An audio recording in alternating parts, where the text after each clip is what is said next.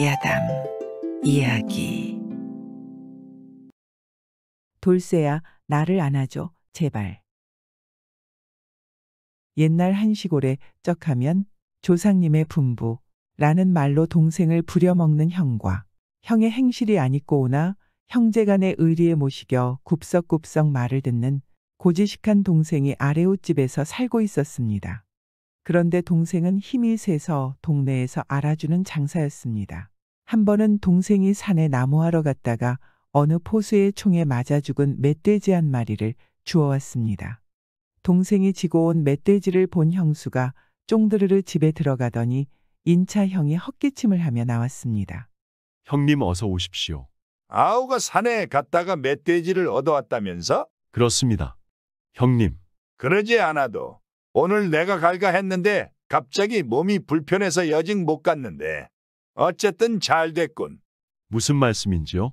글쎄 어쩌녁 꿈에 증조부님께서 오셔서 날 보고 하는 말이 오늘 노루골에 가면 잡아놓은 멧돼지가 있을 테니 어서 가져다가 조부님 제사에 쓰도록 해라 하고 말하지 않겠나? 그런데 마침 동생이 먼저 가져왔으니 다행일세. 그래요? 이건 조상님의 분부야. 어서 우리 집으로 가져가게. 이리하여 고지식한 동생은 속이 우는 줄을 번연히 알면서도 형제간의 의리를 생각해서 멧돼지를 형네 집으로 매갔습니다. 그러니 동생 마누라도 동생에게 화가 많이 났습니다. 동생 마누라는 당신 왜 그렇게 형님에게 당하고만 사시나요? 우리 걱정은 안 해요? 왜 맨날 형님이 당신에게 일부러 그러는 거 알면서 왜 그러시나요? 제발 정신 좀 차려요. 라며 동생에게 나무랐습니다. 그러자 동생은 부모님께서 돌아가시면서 어머니가 형제끼리 잘 지내라고 하신 게 유언이었거든. 그러니 좀 봐주시겠나? 라면서 마누라에게 미안하다고 했습니다. 그런데 동생은 사실상 어떻게 하면 형이 조상님의 분부라는 이 말에서 벗어날 수 있을까 생각하고 있었습니다. 그런데 한 달이 지난 후 조부님의 제상에는 멧돼지 고기가 한 점도 없었습니다. 아무리 순진한 동생이지만 부하가 나서 물었습니다. 형님, 제상에 왜 멧돼지 고기는 없습니까? 아, 멧돼지 고기 말인가? 조부님께서 죽은 고기여서 싫다고 했네. 동생은 형의 처사에 벨이 났으나 이번에도 꼭 참을 수밖에 없었습니다. 그 후 어느 날 형이 또 동생을 불렀습니다. 여보게 아우, 형님, 무슨 일입니까? 내일 산에 가서 미치라고 긴 회초리를 한 단만 해다 주게나. 형이라는 작자는 자기가 일하기 싫어서 동생에게 거짓말을 해 나무 한 단을 얻으려고 하였습니다. 형의 말을 들은 동생은 봄철이 돌아오니 울바자를 하려나? 아니면 얼음이 풀리니 강에다 발을 놓으려나? 하고 생각하며 물었습니다. 회초리는 못에 쓰렵니까? 라고 말하니 형은 회초리를 필요한 이유를 말하였습니다. 글쎄, 말하기가 거북하지만 형제간에 속일 게 있나?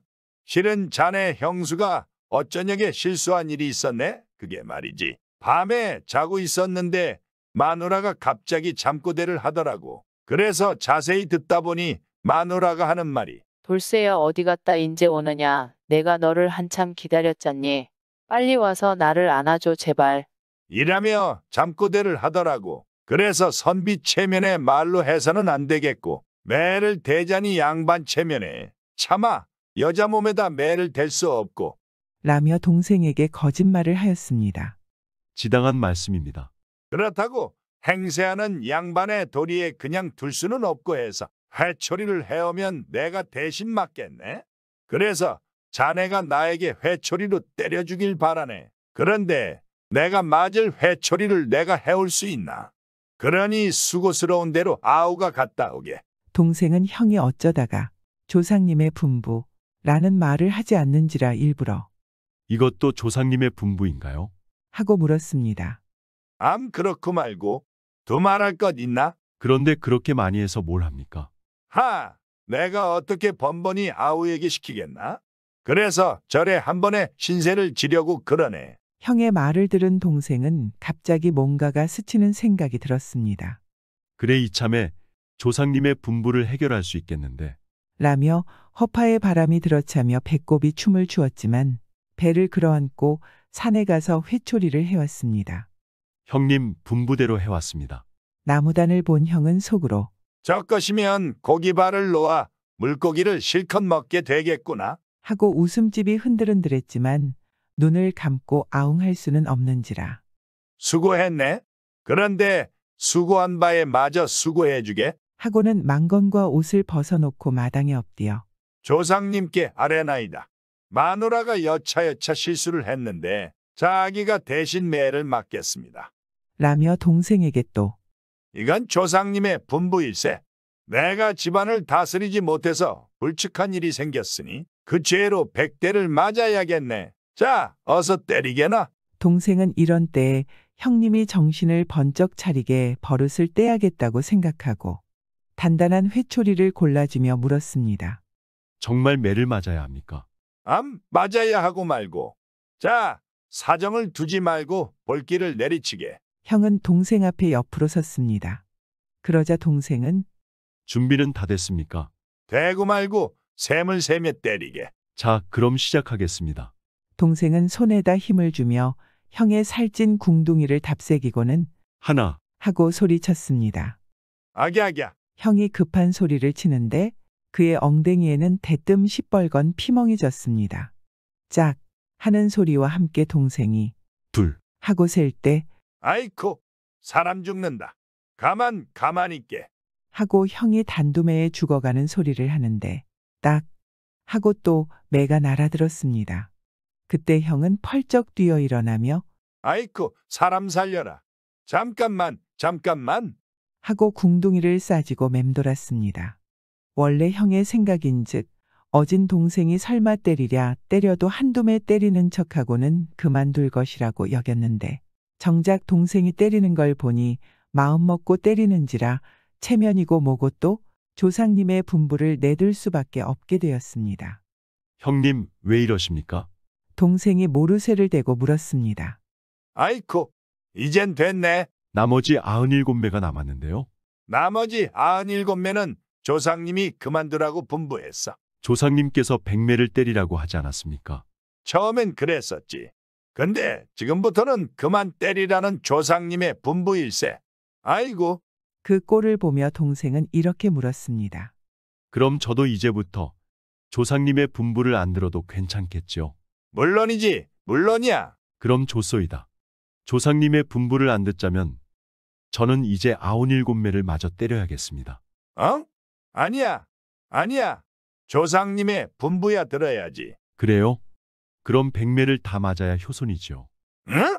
아니야. 형은 동생이 집어드는 회초리를 보자 질겁해서 바지춤을 거머쥔 채 허겁지겁 집 안으로 들어갔습니다. 그 꼴을 본 동생은 껄껄 웃으며 회초리를 가지고 성큼성큼 집으로 걸어갔습니다. 들어간 동생은 형에게 형님 빨리 엉덩이를 대시죠. 마저 맞아야 되지 않을까요? 라며 큰 소리로 소리치니 형은 이제 그만하게 내가 잘못했네. 이제 앞으로 잘할 터이니 그만하게나 아우. 라며 사정했습니다. 야근수로 재배를 채우려던 형은 이때부터 다시는 조상님의 분부란 말을 입 밖에 내지 않았다고 합니다. 알몸뚱이로 된 부인의 거길 꺼머지고 먼 옛날 성이 윤씨라고 하는 가난한 선비가 과거 보러 서울로 올라갔습니다. 생활이 극빈했던 선비는 서울에 가서도 주막집에 들지 못하고 김씨라는 선비네 집에다 주숙을 정하고 공부를 했습니다. 윤씨가 김씨네 집에서 먹고 자고 공부한 지도 10여일이 잘 되던 어느 날이었습니다. 우리 결의형제를 맺읍시다.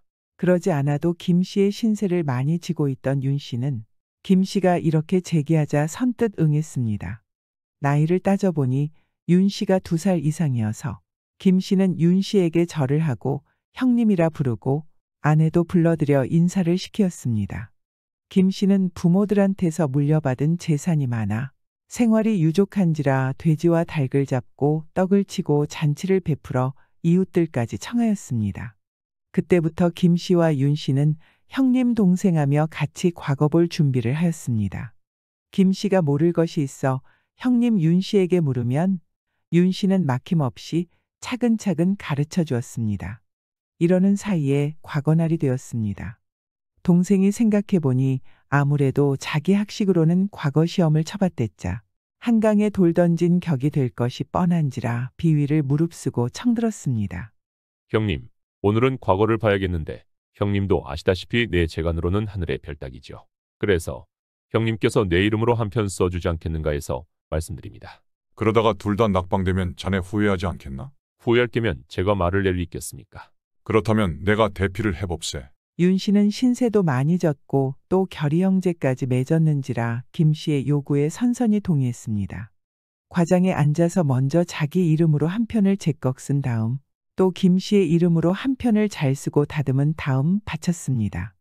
윤 씨 생각에는 자기가 대피를 하는 이상 자기 글이 급제하고 동생의 글이 낙방된다면 김 씨를 볼 면목이 없을 것 같아 자기 이름으로 지은 글은 대수 썼습니다. 그러다 보니 결국엔 윤 씨가 낙방이 되고 김 씨는 급제하였습니다. 그러지 않아도 윤 씨를 친형님처럼 모시던 김 씨는 윤 씨가 자기 때문에 낙방되었음을 알고 그를 더욱 존경하면서 시골로 내려가겠다는 윤 씨를 붙잡아두고 정성껏 공대했습니다.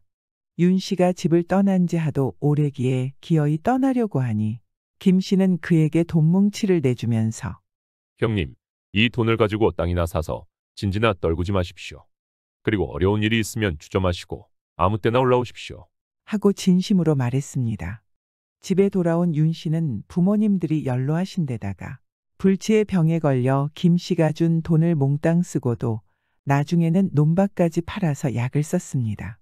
그러나 백약이 무효하여 부모들은 돌아가고 윤 씨는 빈털터리로 나앉게 되었습니다. 부모들의 3년째까지 지내자 윤 씨는 하는 수 없이 동생한테 가서 돈푼이나 얻어다 줄인 배를 달래려고 서울로 떠났습니다. 며칠 동안 걸어 서울에 거의 당도한 윤 씨는 너무 지쳐서 길 옆에 있는 고목나무 밑에 앉아 다리도 쉴 겸 잠깐 눈을 붙이었습니다. 그런데 웬 말 탄 사람이 달려오더니 윤 씨 앞에 와서 멎어섰습니다. 형님, 오래간만입니다.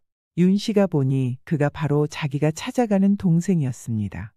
그런데 그는 3년이 지난 사이에 아주 몰라보게 변했었습니다. 하지만 윤 씨는 너무 반가워 동생을 보며 물었습니다. 그새 잘 있었나? 그런데 어디로 가는 길인가? 형님 생각이 간절하던 차에 형님이 날 보러 온다기에 마중을 나왔습니다. 그래. 아니, 내가 오는 걸 동생이 어떻게 알았나? 형님, 전 이 세상 사람이 아닙니다. 자네 농담이라도 무슨 말을 그렇게 하나? 윤 씨는 어리둥절해졌습니다. 농담이 아니오 형님. 나는 죽은 혼혈시다. 죽었다니? 그게 무슨 소린가? 형님, 이 동생은 억울하게 죽었습니다. 나의 원수를 꼭 갚아주십시오. 그리고 절에 가서 공부하는 내 아들을 형님이 데려다가 공부시켜 주신다면 죽은 나도 눈을 감겠습니다. 윤 씨가 동생의 손을 잡으려 할 때 김 씨는 어느새 연기처럼 사라져 버렸습니다. 윤 씨가 깜짝 놀라 깨어보니 남가일몽이었습니다. 꿈도 괴상하군. 윤 씨가 동생네 집에 도착해보니 꿈은 현실이었습니다. 이미 동생의 장례를 지냈고 하나밖에 없는 김 씨의 아들은 아버지의 장례를 치르자 어머니의 독촉으로 상복을 입은 채 절로 공부하러 가고 재수밖에 없었습니다. 동생과의 지난 날의 정을 생각하니 안타깝기 그지없었고 또 기둥처럼 믿던 그 동생이 없고 보니 자연히 곡이 흘러나왔습니다. 그날 밤 사랑방에 든 윤 씨는 도무지 잠을 이룰 수 없었습니다. 그래서 이리저리 뒤척하며 동생의 원수를 갚아야겠는데 대체 어느 놈이 해쳤을까 하고 곰곰이 생각했습니다. 그러던 그는 이상하게도 갑자기 성욕이 일어남을 어쩔 수 없었습니다. 윤 씨는 자기를 나무랐습니다. 그러나 그럴수록 재수의 요염한 얼굴이 눈앞에 떠오르면서 그의 방에 가고 싶어 못 견딜 지경이었습니다. 이거 사람의 가죽을 쓰고 짐승 같은 생각을 해? 윤 씨는 자기를 단속하고 곰방대로 자기를 때려보았지만 아무런 효험도 없었습니다. 허참, 괴이한 일이군. 윤 씨는 참을 내야 참을 수 없어 저도 모르게 재수가 들어있는 본체로 걸음을 옮기게 되었습니다. 그가 문 밖에 가서 문고리를 잡고 망설이는데 이상하게도 방금까지 일어나던 성욕은 언제 그랬던가 싶게 없어졌습니다. 그래서 그가 돌아서려는데 문득 집안에서 난데없는 소곤거리는 말소리에 이어 웃음소리가 들려왔습니다. 윤 씨는 귀를 한 발이 되게 늙어가지고 창문에다 바싹 대고 동정을 엿들었습니다. 어떤 놈이 제수방에 들어가 재미를 보는 게 분명했습니다. 아, 그래서 동생이 억울하게 죽었다며 원수를 갚아달라고 했구나. 그래도 재수는 동생이 급병에 돌아갔다고 했지. 분명 제가 저놈과 눈이 맞아 지아비를 죽였구나. 윤 씨는 분노가 치밀어 온몸을 부르르 떨었습니다. 그가 사랑방에 돌아와 벽장문을 열어보니 마침 김 씨가 쓰던 삼척장검이 있었습니다. 그는 두말 없이 칼을 벗겨들고 본체로 들어갔습니다. 들어가 보니 두 몸이 한 몸이 되고 네 다리가 제비꼬리가 되었는지라 이놈 칼을 받아라. 하고 고함을 지르며 위에 있는 놈의 머리를 베니 그 대가리가 말똥처럼 굴러떨어졌습니다. 윤 씨는 알몸뚱이로 된 제수의 머리를 꺼머잡고 장도 끝을 가슴팍에 들이댔습니다. 인연, 살겠거든 바른 대로 이실 짓고 하라. 지아비를 어째 죽였느냐? 혼이 절반은 나간 계집은 바들바들 떨면서 겨우 입을 열었습니다. 그의 말에 의하면 아들이 보고 싶어 그가 공부하는 절에 몇 번 갔다가 중놈과 눈이 맞았는데 그 중놈이 하루 밤중에 와서 술에 취한 남편을 죽였다는 것이었습니다. 녹이 충천한 윤 씨는 그년을 보고 인연, 내년이 꼬리를 치지 않았다면 중놈이 어찌 내 시래까지 들어올 수 있었겠느냐? 더구나 아들 낳고 살던 지아비의 시체가 식기도 전에 지아비를 죽인 철천지 원수놈을 끼고 희희락락거리니 내년이 어찌 살기를 바랄소냐? 하고 칼을 쿡 박아 후원 연목에다 던졌습니다. 그리고 나서 그는 중놈의 시체를 거적에다 둘둘 말 나무단 속에 묶어넣고 나무가리에다 세워놓은 후 집안을 깨끗이 청소하고 사랑방에 들어가 누웠습니다. 이튿날 해가 중천에 떠올랐는데도 김씨네 집 구세에서는 연기가 나지 않았습니다. 이웃들이 저 집에선 어쩌냐게 늦도록 곡소리가 나더니 오늘 아침엔 잠잠하네. 하며 그 집에 와보니 웬일인지 텅 비어 있었습니다. 그래서 어제 손님이 오더니 필경 눈이 맞아 붙어 자는 모양이라고 여기고 가만히 사랑방에 나가 엿보니 거기엔 손님 혼자뿐이었습니다. 그날 정오에야 사람들은 후원 연못에서 칼을 받고 죽은 여인의 시체를 건지었습니다. 남편을 장례 지낸 후에 사형이 오니 남편에 대한 생각이 간절하여 스스로 자결한 게로구나. 이웃들은 모두 이렇게 여기고 김씨 부인이야말로 열렬하고 자랑했습니다. 그러니 이 소문이 고울원님의 귀에 안 들어갈 리 없었습니다. 고울원님은 자기가 고울을 잘 다스렸기 때문에 연려가 나왔다고 여겨 그걸 자랑하려고 조정에다 알린 후 그 집에 연려정문을 세우게 하였습니다. 연려정문을 세우던 날 사람들은 절에 가서 공부하는 13살 난 김씨의 아들을 데려왔습니다. 그날 밤 윤 씨가 김씨 아들을 데리고 한방에서 자게 되었는데 김씨 아들은 자기가 공부하는 절에 중이 나간 지 며칠 잘 되는데 여직 돌아오지 않았다는 이야기를 했습니다. 그래서 윤 씨는 할 수 없이 자기가 서울 오게 된 일과 오다가 꿈에서 김 씨를 만난 일을 이야기하고 나서 그 중놈이 아버지를 죽인 원수라는 것과 자기가 그 중놈과 어머니를 죽인 사실을 고지곳대로 이야기했습니다. 김 씨의 아들은 그제서야 모든 것을 알고 큰아버지, 내가 어떻게 하든지 말리지 마십시오. 하고 밖으로 나가더니 나무단 속에 있는 중놈의 시체를 찾아 나무단채로 질질 끌고 가며 정문에다 세워놓고는 나무를 가져다 불을 질렀습니다. 비열한 짓을 하고서도 혈려비를 다 받다니? 내가 년놈의 부끄러움을 없애줄 테니 그리 알아라. 이리하여 연려정문은 두 시체와 함께 불에 타버렸습니다.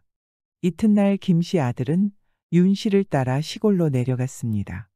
그 후 그 아들은 학자인 윤 씨한테서 글을 배워 과거에 급제하고 한림 학사가 되었는데 윤 씨 부부를 잘 모신 데서 효자가 되어 효자정문을 세웠다고 합니다.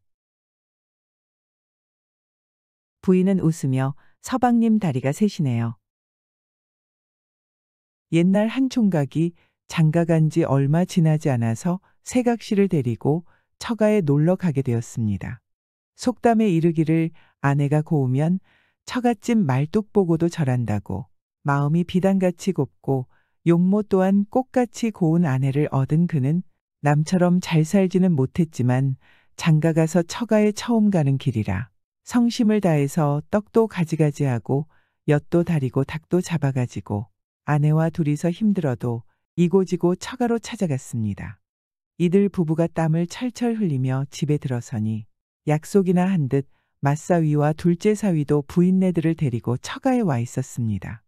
셋째 사위는 장가가서 첫 길이니 장인 장모가 기뻐서 맨버선발로 뛰어나와 맞아들이려니 했는데 셋째 사위가 짐을 지고 들어서니 장모는 보지 못한 것을 보기라도 하듯 외면하고 돌아앉고 장인은 서글픈 웃음부터 웃더니 셋째 사위가 짐을 벗어놓기도 전에 퉁명스레 말했습니다.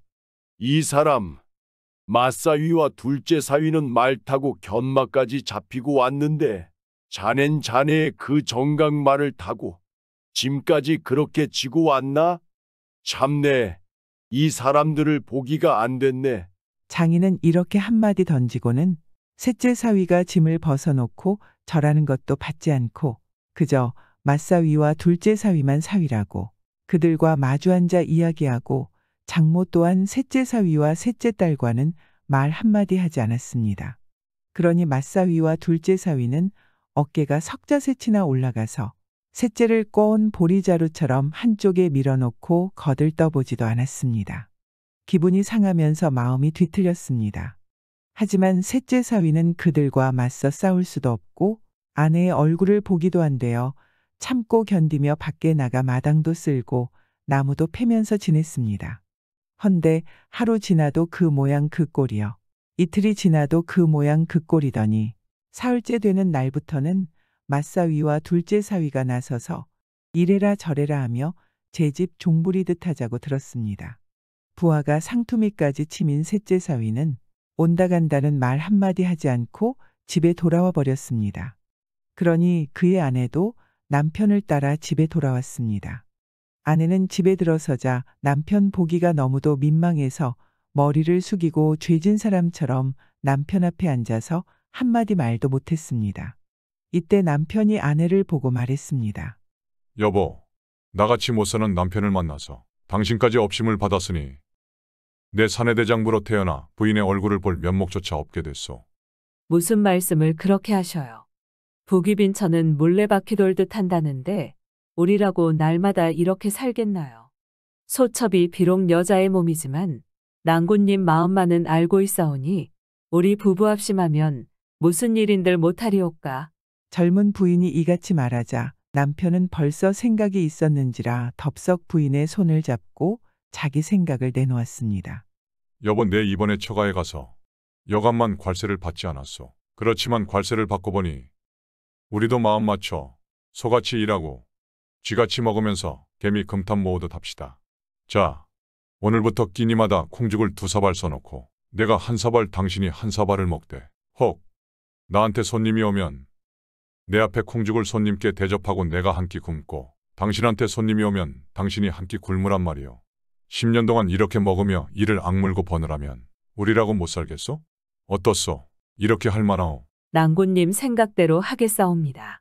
부부 사이에 이렇게 금석같이 굳은 약속을 하고는 그때부터 그들은 말과 같이 끼니마다 콩죽 2사발을 씻어 한 사람이 1사발씩 먹고는 부지런히 일하기 시작했습니다. 남편은 밖에 나가 남의 집밭도 갈아주고 김도 매주면서 하루도 쉬지 않고 일했으며 아내도 편히 집에 앉아 놀지 않았습니다. 때로 손님이 찾아와서 남편이 끼니를 굽는 때도 있었고 부인이 끼니를 굽는 때가 있었지만 이들은 약속한 대로 끼니는 굶어도 손의 일감은 떨구지 않았습니다. 그래서 그런지 힘이 없어서 남편은 일하다가 자주 넘어지곤 했습니다.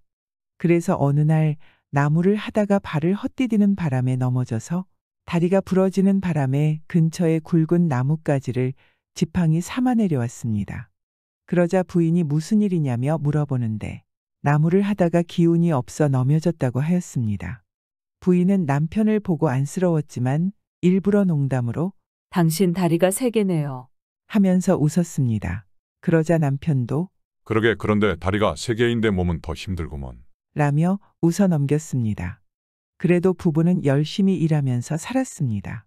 세월이 흘러 4, 5년이란 세월이 지나니 이 집 살림은 차차 사람들의 눈에 띄게 늘어갔고 동네방네 그 소문이 퍼져 칭찬이 자자하게 되었습니다. 이때 장인은 그새 사위가 발길이 끊어지고 소식조차 없으니 대체 살았는지 죽었는지 알 수 없어서 사위 집으로 찾아왔습니다. 아버지가 딸 집에 찾아오니 사위는 길 닦기를 나가고 없는데 딸이 집에서 배를 짜다 아버지 오는 걸 보더니 달려나와 반갑게 맞아주었습니다.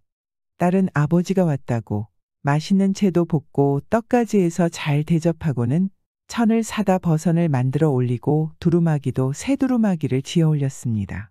아버지는 딸내 살림 형편이 괜찮은지라 기뻐하며 놀다가 집으로 돌아가게 되었습니다. 딸은 아버지가 집으로 돌아갈 때 새 두루마기를 입히고 떡을 한 짐 가득 지워서 보냈습니다. 장인은 딸이 해준 떡을 지고 기뻐서 흥얼흥얼 코 노래까지 부르며 길을 걸었습니다. 헌데 얼마를 갔는지 모르는데 한 곳을 지나며 보니 길 닦기가 한창이었습니다. 장인은 사위 얼굴이라도 보고 가자고 가던 길을 멈춰서서 하나하나 길 닦는 사람을 살피었습니다. 이때 장인이 사위 얼굴을 찾아내기도 전에 사위가 주먹을 불끈 쥐고 씩씩거리며 장인 앞에 와서더니 인사도 없이 지고 가는 떡짐을 가리키며 물었습니다. 장인님, 뭘 그렇게 지고 가십니까? 어허, 이건 말인가? 이 사람 사위, 내 사위 집에 왔다가 딸이 떡을 해줘서 이렇게 한 짐 지고 가네. 그래, 자넨 잘 있나? 장인은 그래도 반갑다고 사위에게 인사까지 하는데 사위는 인사를 받기는커녕 다짜고짜 장인이 지고 가던 짐을 와락 벗겨 제 앞에 놓고는 길 닦는 사람들을 보고 외쳐댔습니다. 자, 떡이요, 떡들 사시오.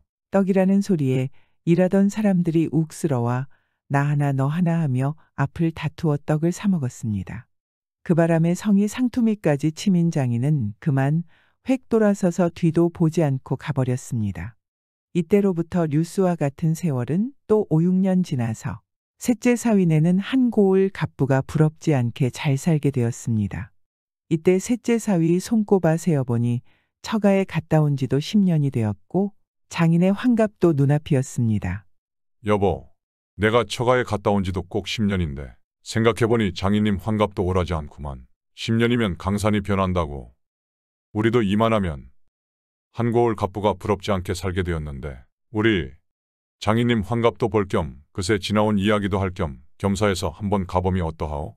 저야 좋으나 저의 본가이온데 왜 가고 싶지 않겠어요. 여보 부인, 이번에 처가에 가면 전처럼 관세는 받지 않겠으나 내 장인님 노여 엄마는 풀어줘야 하겠소. 땅 문서만 가지고 가도 될까요? 남편은 이때야 비로소 부인이 해준 그 떡을 장인한테서 빼앗아 판 이야기를 했습니다. 아내는 10년 동안 콩죽을 먹자고 다짐한 그 약속을 지키지 않은 자기를 속으로 나무람하면서 남편을 다시 한번 쳐다보았습니다. 머리가 숙어지고 스스로 얼굴이 붉어졌습니다. 셋째 사위네 부부는 10년 만에 맛있는 음식을 갖가지 장만하여 이고지고 길을 떠났습니다. 10년 뒤에 찾아가는 걸음인데다 그 사이에 뜻마저 이루고 나니 걸음도 자연히 빨랐습니다. 부부가 이고지고 집에 들어서니 어머니는 그새 보고 싶던 딸을 보자 눈물을 흘렸습니다. 헌데 사위가 짐을 벗어놓고 장인 앞에 가 코가 땅에 닿도록 절하며 인사하는데 장인은 획 돌아앉으며 퍼르댕댕에서 가라는 호령부터 뺐습니다. 나에게는 자네 같은 사위가 없네. 어서 썩 물러가게. 장인께서는 노여움을 푸십시오. 실은 우리 부부 사이에도 잘 살아보자고 10년을 기한하고 약속한 일이 있어 그러했사옵니다. 듣기 싫다. 그래, 너희들 부부끼리 하나는 나에게 떡을 해주고 하나는 그 떡을 빼앗아 돈벌이를 하자고 그랬더니 아버님, 그런 일이 아니옵니다. 아버지, 땅 문서를 보옵소서. 우리가 금석같이 굳은 약속을 하고 그 약속을 지키지 않았다면 이렇게 많은 밭을 살 수 있었겠습니까? 이 땅 문서 속에는 그때 아버님께서 지고 가시던 떡을 판 돈도 들어있사옵니다. 딸이 이같이 말하고 지나온 이야기를 하나부터 10까지 내리었으니 어머니는 그 말을 듣고 눈물 지었고 아버지는 성이 풀리고 나중에는 머리까지 들지 못하였습니다. 이 사람 사위, 내 딸의 말을 들어보니 이 늙은 것이 지난 처사가 잘못됐네. 어떻게 하겠나. 내 딸 얼굴을 보더라도 화해하세. 이복의 사위, 내 지난날 말 타고 온 사위만 사위라 하고 잔뜩 올리치 주었더니 돈 벌 줄은 모르고 번 돈을 물쓰듯 쓰기만 해서 일가가산을 다 탕진하고 이번 장인 환갑에도 오지 못한다누만 자네 훌륭하이 자네야말로 내 사위일세. 장인님, 여보 노친 어서 닭을 잡소. 이 사람은 전번에 내가 괄시를 해서 처가에 와서 닭 한 마리도 먹지 못하고 갔소. 이렇게 되어 셋째 사위는 10년 뒤에 다시 처가에 가서야 사위 대접을 제대로 받고 장인도 그때로부터 10년이 지난 뒤에야 지난 처사가 글렀다는 것을 알고 그 사위를 더없이 중히 여기며 잘 살았다고 합니다. 서방님 저를 안아주셔요. 옛날 한 시골에 두 모자가 살고 있었습니다. 일찍 남편을 여행 어머니는 아들 하나를 기둥처럼 믿고 살았으며 일찍 아버지를 여행 아들은 어머니 한 분을 양친부모 대하듯 대하며 살아갔습니다. 살림살이는 가난했으나 1년 365일 날에 날마다 집안에 웃음소리가 넘치니 동네방네 소문이 자자하여 이들 모자를 칭찬하지 않는 사람이 없었습니다. 그런데 어느 한 해 겨울 어머니가 갑자기 병하여 자리에 눕게 되었습니다. 아들은 의원을 청해 보였습니다. 약을 지어다 대접한다 하며 정성을 다했지만 어머니 병은 조금도 차도가 없었습니다. 어머니는 차차 병이 위중하여 식음마저 전폐하게 되었습니다. 그러니 아들은 하도 기가 막혀 어머니 옷자락을 부여잡고 눈물 지으며 말했습니다. 어머님, 무엇이든 잡수시고 싶은 것이 있으면 말씀하세요. 꼭 가서 구해오리다. 하긴 시원한 감을 먹었으면 내 병이 나을 것 같구나. 헌데 이 겨울에 어디 가서 감을 얻어오겠느냐. 감을 잡수면 병이 나을 것 같다고 하니 아들은 너무도 기뻐서 어머니 걱정 말고 기다리십시오. 제가 감을 얻어오리다. 라고 하며 문을 나섰습니다. 그러되 그에 따라 감이 되지 않아 감철에도 마음대로 감을 사 먹을 수 없었는데 감철도 아닌 엄동설 안에 어디 가서 감을 얻어온다는 말인가. 아들은 백설이 뒤덮인 감밭으로 달려갔습니다. 앙상한 나무들이 바람에 떨며 울었고 감나무 밑에는 백설이 한자나 깔려 있었습니다. 아들은 눈밑을 뒤지면 틀림없이 가을에 떨어진 감이 있을 것만 같아서 차디찬 눈을 파헤치기 시작했습니다. 이 나무 저 나무 온 감나무 밭을 찾아갔습니다. 이렇게 진종일 감나무 밭을 찾아 헤매면서 감을 얻어보다 나니 몸은 얼어서 돌덩이처럼 되고 열 손가락은 터져서 피못이 되었지만 애타게 찾는 감은 죽지 못하고 겨울 해만 산 너머로 넘어갔습니다. 아들은 너무나도 안타까워 하늘을 우러러보며 길이 탄식했습니다. 하느님이시여, 왜 이다지도 무정하옵니까? 어머니 병을 고치게 불쌍한 나에게 감 세 알만 주옵소서. 무심한 하늘은 대답이 없었습니다. 그런데 이때라 난데없이 허리가 서발이나 되는 호랑이가 나타나더니 다짜고짜 그를 등에 둘쳐업고 달렸습니다. 호랑이가 자기를 해칠 생각이면 으르렁거리며 덮칠 것이되 등에 업고 소리 없이 달리는 것을 보니 필요곡절이라 아들은 하늘은 무정해도 산중영물인 호랑이만은 유정해서 자기를 돕는다고 생각하며 호랑이 등에 업혀 호랑이를 꼭 부여잡았습니다. 얼마를 갔는지 모르나 날이 어두울 무렵 호랑이는 산중에 자리 잡은 외딴 집 앞에 와서 아들을 내려놓고 등불이 반짝반짝이는 초가집만 내다보았습니다.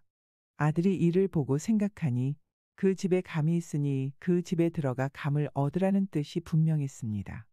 아들은 기쁘기도 하고 급하기도 하여 미처 주인도 찾을 새 없이 문을 떼고 들어섰습니다. 집 옷방에는 백발이 성성한 노인이 앉아 있었는데 노인은 문득 뛰어드는 낯선 젊은이를 보고 놀랐습니다. 아니, 이 어두운 밤에 웬 젊은이요? 아들은 백발이 성성한 노인 앞에 넙적 엎드려 절하고 찾아온 사연을 아뢰었습니다. 소자 집에 모친 한 분 계시온데 갑자기 병하였습니다. 백약이 무효로 식음마저 전폐하셨사온데 한번 시원한 감을 잡수셨으면 병이 나을 것 같다 하시기에 염치불구하고 찾아왔사오이다. 아들의 말을 듣고 난 노인은 그를 측은히 바라보며 고개만 끄덕일 뿐 입을 열지 않았습니다. 조급해 난 아들은 다시 한번 청을 들었습니다. 노인님, 감이 있으면 한 알이라도 좋으니 주옵소서. 그제야 노인은 입을 열었습니다. 하긴 내 집에 감이 있기는 세 알이 있네만 오늘 저녁 돌아가신 얘 애미 제사에 쓰려고 내놓은 것일세. 애미 생전에 감을 제일 좋아했는데 오래따라 흉년이 들어 겨우 감 세 알밖에 거두지 못했네. 그러니 내 사정도 딱하네. 사정을 듣고 보니 그 집 일도 딱한지라 아들은 천만낭망하여 맥없이 일어섰습니다. 그러자 백발노인이 말했습니다. 가만, 자네 너무 섭섭해 말고 기다려주게. 얘 애미 제사가 끝나면 한 알도 남기지 않고 자네에게 그 감을 주겠네. 참말 자넨 효자일세. 고맙소이다. 아들은 감을 주겠다는 말을 들으니 얼마나 다행스러운지 몰랐습니다. 제사가 끝난 후에 이제 그 감을 가져다 어머님을 대접할 일을 생각하니 너무도 기뻐서 눈물이 주르르 흘러내렸습니다. 이때 아랫방에서 웬 여인의 목소리가 들려왔습니다.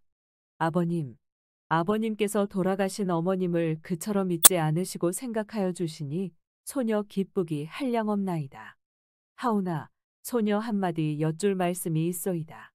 손님께서 병석에 누워 계신 어머님을 구하시겠다고 어두운 밤에 이 심산 외딴 집에까지 찾아오셨는데 어찌 저 세상에 가신 어머님을 대접하겠다고 살아있는 사람 구하지 않겠나이까. 아버님께서는 더 지체 마시고 손님께 감을 주어 보내소서. 때를 놓치면 아버님께서 감을 내놓아도 사람을 구하지 못하오리다. 조용조용 말하는 여인의 말을 들으니 그 말 한마디 한마디가 천금같이 귀하고 가슴을 아프게 찌르는지라 아들은 너무도 고마워서 눈물을 비오듯 흘렸습니다.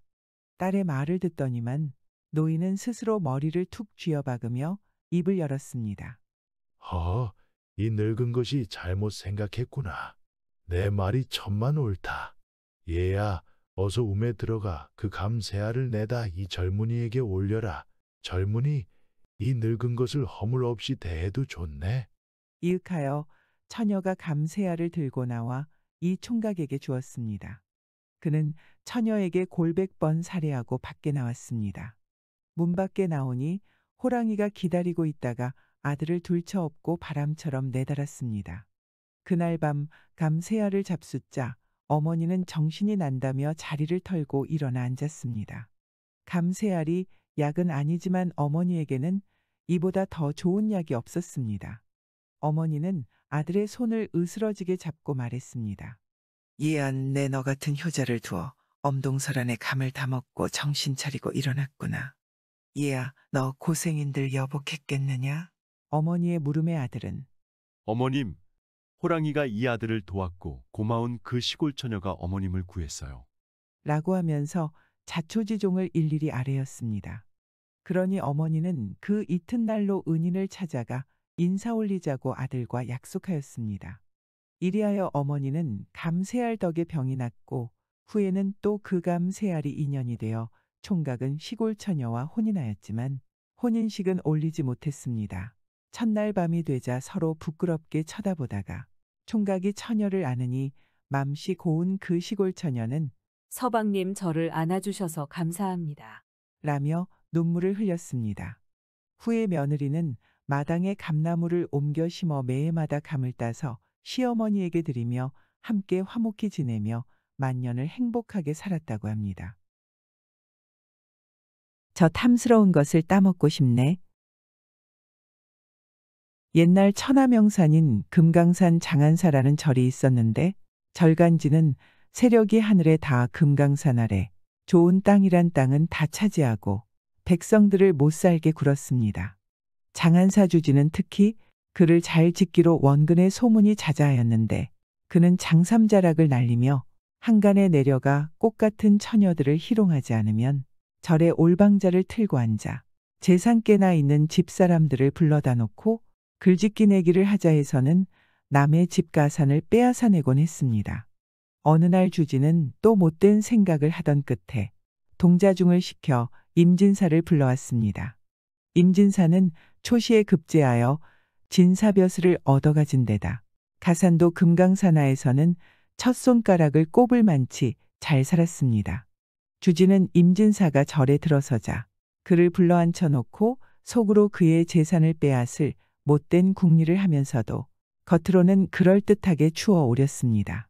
내 듣자 하니 진사는 글 잘 짓기로 나라에 이름이 있다면서 참으로 대단하다. 과찬의 말씀이옵니다. 제가 나라의 문장일진데 더 큰 벼슬을 못하고 초시에 겨우 급제하여 자그마한 진사벼슬을 얻어 가졌겠습니까? 대사님이 이렇게 말씀하시니 저는 대사님 앞에서 얼굴 들기 부끄럽습니다. 임진사는 장안사 주지가 글짓기 내기를 하여 남의 집 가산을 두꺼비 파리 잡아먹듯 죄다 삼켜버린다는 말을 들었는지라 제껏 응해주지 않았습니다.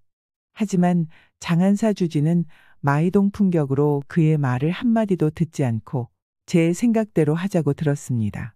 임진사, 내가 절간에 있다고 하대를 해서는 안 되네. 어디 우리 두 사람이 금강산을 두고 글짓기 내기를 하세. 자네가 지면 자네 재산을 나한테 주고 내가 지면 자네 재산만치 우리 절의 재산을 갈라주겠네. 들었나? 장안사 주지는 임진사를 안하에다 두지 않고 진사를 자네라고 하대에 부르며 으름장을 놓았습니다. 임진사는 비록 진사벼슬이라도 하는 사람이지만 장안사 절의 세력은 당할 수 없는지라 입을 봉하고 아무 소리도 못하였습니다. 그러자 장안사 주지는 임진사에게 가부도 묻지 않고 운자는 무엇이니 돌아가서 글을 지어지고 내일 아침으로 절에 찾아오라고 하였습니다. 임진사는 장안사 절에서 나오자 눈앞이 금은 밤처럼 새까매서 겨우 집이라고 찾아왔습니다. 임진사는 이제 내일 아침이면 장안사 주지 앞에 가서 두말 못하고 가산을 몽땅 내놓게 되었는지라 집에 들어서자 낭망하여 이불을 덮어쓰고 한숨만 푹푹 내쉬었습니다. 아예 병을 구실로 들어누워 일어나지 않을 생각을 했습니다.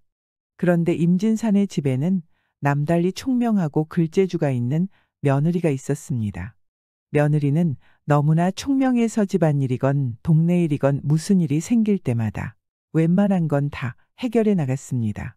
한 일화로는 며느리랑 남편이 감나무 앞을 지나는데 남편이 감이 익은 걸 보고 저 탐스러운 감을 따먹고 싶네. 라며 중얼거렸습니다. 그러자 부인은 생각을 잠깐 하더니 옆에 지나가는 한 머슴에게 말을 하였습니다. 저 감을 따주면 내 너에게 좋은 거를 줄게. 라고 말하니 머슴은 무엇을 줄 거냐고 묻자 따서 오면 줄 테니 일단 따오라고 하였습니다. 그러자 머슴은 나무 위를 올라가 감을 따왔습니다. 그리고 부인에게 주며 말했습니다. 이제 주시죠 마님. 라고 하니 부인은 동네에 대해서 많은 이야기를 알고 있는지라 김대감댁 여종이 나이가 차 남자를 찾고 있다고 말하니 머슴은 좋다며 부인에게 고맙다며 단숨에 김대감댁으로 달려갔습니다. 그래서 남편은 감을 잘 먹었다고 합니다.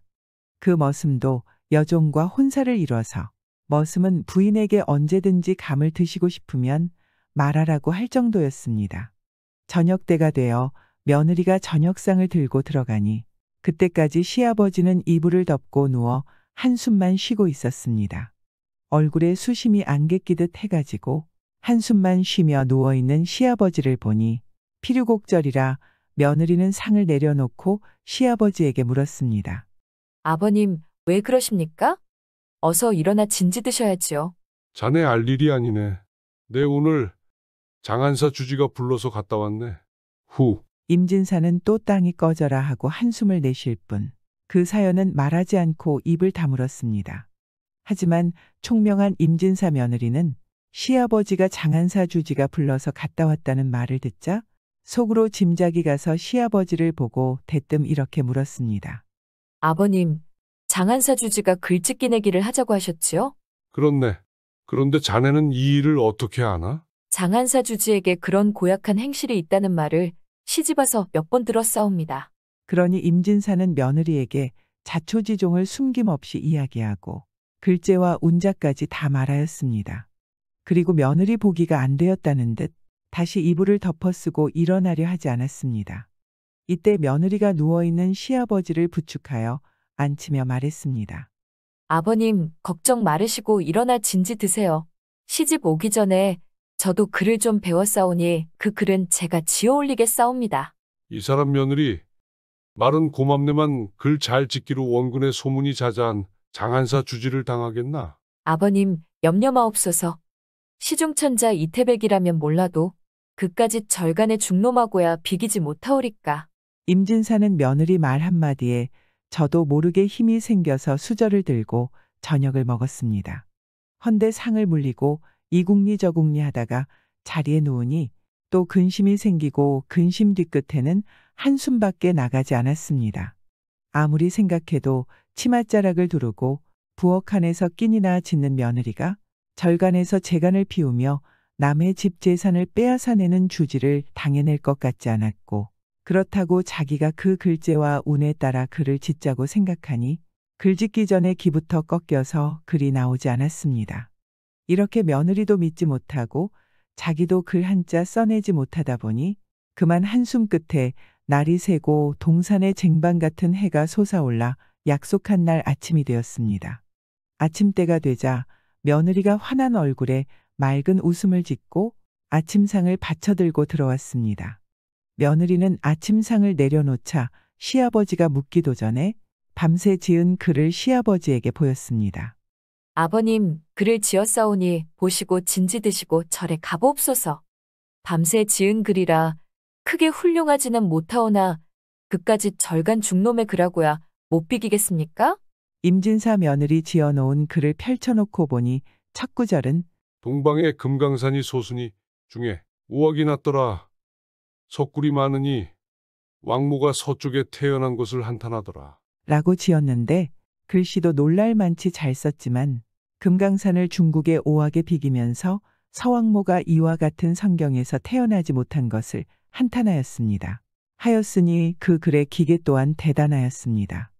임진사는 너무도 기뻐 무릎을 탁 치고는 아침술을 드는 것 마저 잊고 장한사 절로 다름질 쳐갔습니다.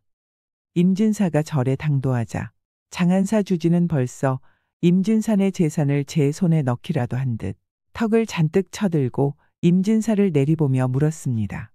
그래, 자네 밤새 글이나 지었나? 네, 지었사옵니다. 그래, 뭐라고 지었는지 어디 한번 읽어보세. 임진사는 주저없이 며느리가 지어준 글을 내리 읽었습니다. 동방에 금강산이 소순이. 아니, 동방에 금강산이 소순이? 그럼 그 아래 구절은 중에 오악이 났더라. 그렇게 지었겠구만.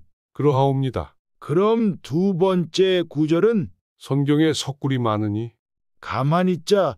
아래 구절은 왕모가 서쪽에 태어난 것을 한탄하더라. 이렇게 지었겠구만. 그러하옵니다. 그러자 장한사 주지의 말투는 대바람에 변했습니다. 아, 참으로 훌륭한 글입니다. 내 장한사에 있으면서 숱한 선비들을 대해봤지만 이런 글을 보기는 처음입니다. 진사님만은 우러러 볼만한 분입니다. 내가 졌습니다. 말 그대로 우리 절에 아무 밭을 떼주겠습니다. 이만하면 진사님네 가산과 같을 것입니다. 자, 그럼 땅 문서를 받으시오. 제밖에 없노라고 글로 남의 재물을 빼앗기만 하던 장한사 주지는 머리를 숙이고 임진사 앞에 땅 문서를 공손히 내놓았습니다. 이렇게 되어 임진사는 며느리 글덕에 집에 가산을 때우지 않고 오히려 절간의 땅을 찾아 원주인에게 돌려주어 백성들의 칭찬을 받게 되었고, 장한사 주지는 다시는 글재간을 믿고 못된 짓을 하지 못하였다고 합니다. 처녀는 허리를 좌삼삼 우삼삼 흔들면서 옛날 서울 동대문 밖에 양문이라는 곳이 있었는데 양문 글방에는 글에 능한 양시성을 가진 선비와 이시성을 가진 선비가 있었습니다. 어느 해 양씨와 이씨는 글방 공부를 마치고 서울로 과거 보러 가게 되었습니다. 양문에서 서울까지는 가까운 길이라 두 선비는 보행으로 다정히 이야기를 나누며 가게 되었는데 이씨가 먼저 양씨를 보고 말하였습니다. 이복의 친구. 우리 둘은 어릴 때부터 한 글방에서 의좋게 글 공부도 했고 이렇게 과거보러도 한 길에서 같이 가게 되니 우리 두 집이 혼사를 정합세. 듣자니 친구의 아내도 잉태 중이라 하고 내 아내 또한 잉태 중이니 아들 딸을 낳으면 배필을 무어주는 게 어떤가. 이 씨가 이같이 말하니 양 씨 또한 기뻐서 주저함이 없이 대답했습니다. 우리 둘이 다 과거에 급제하여 청운에 오르고 우리 두 집에서 아들 딸을 낳아 배필까지 무어주면 세상에 이보다 더한 기쁨이 어디 있겠나.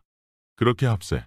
두 선비 우정이 직진하여 서울 과거길에 아직 세상에 태어나지도 않은 뱃속의 애들의 혼사까지 맺어놓고 서울에 이르러 과거를 보게 되었습니다. 양 씨와 이 씨 두 선비는 어릴 때부터 총명이 과인하고 재질이 초군하여 각은 방에 소문이 자자하던 사람들이라 과거를 보자 둘 다 그 이름이 금방에 나 붙었습니다. 이렇게 되어 이 씨도 벼슬자리를 얻고 양 씨도 벼슬자리를 얻어 내직에 있으면서 나라일을 보게 되었습니다.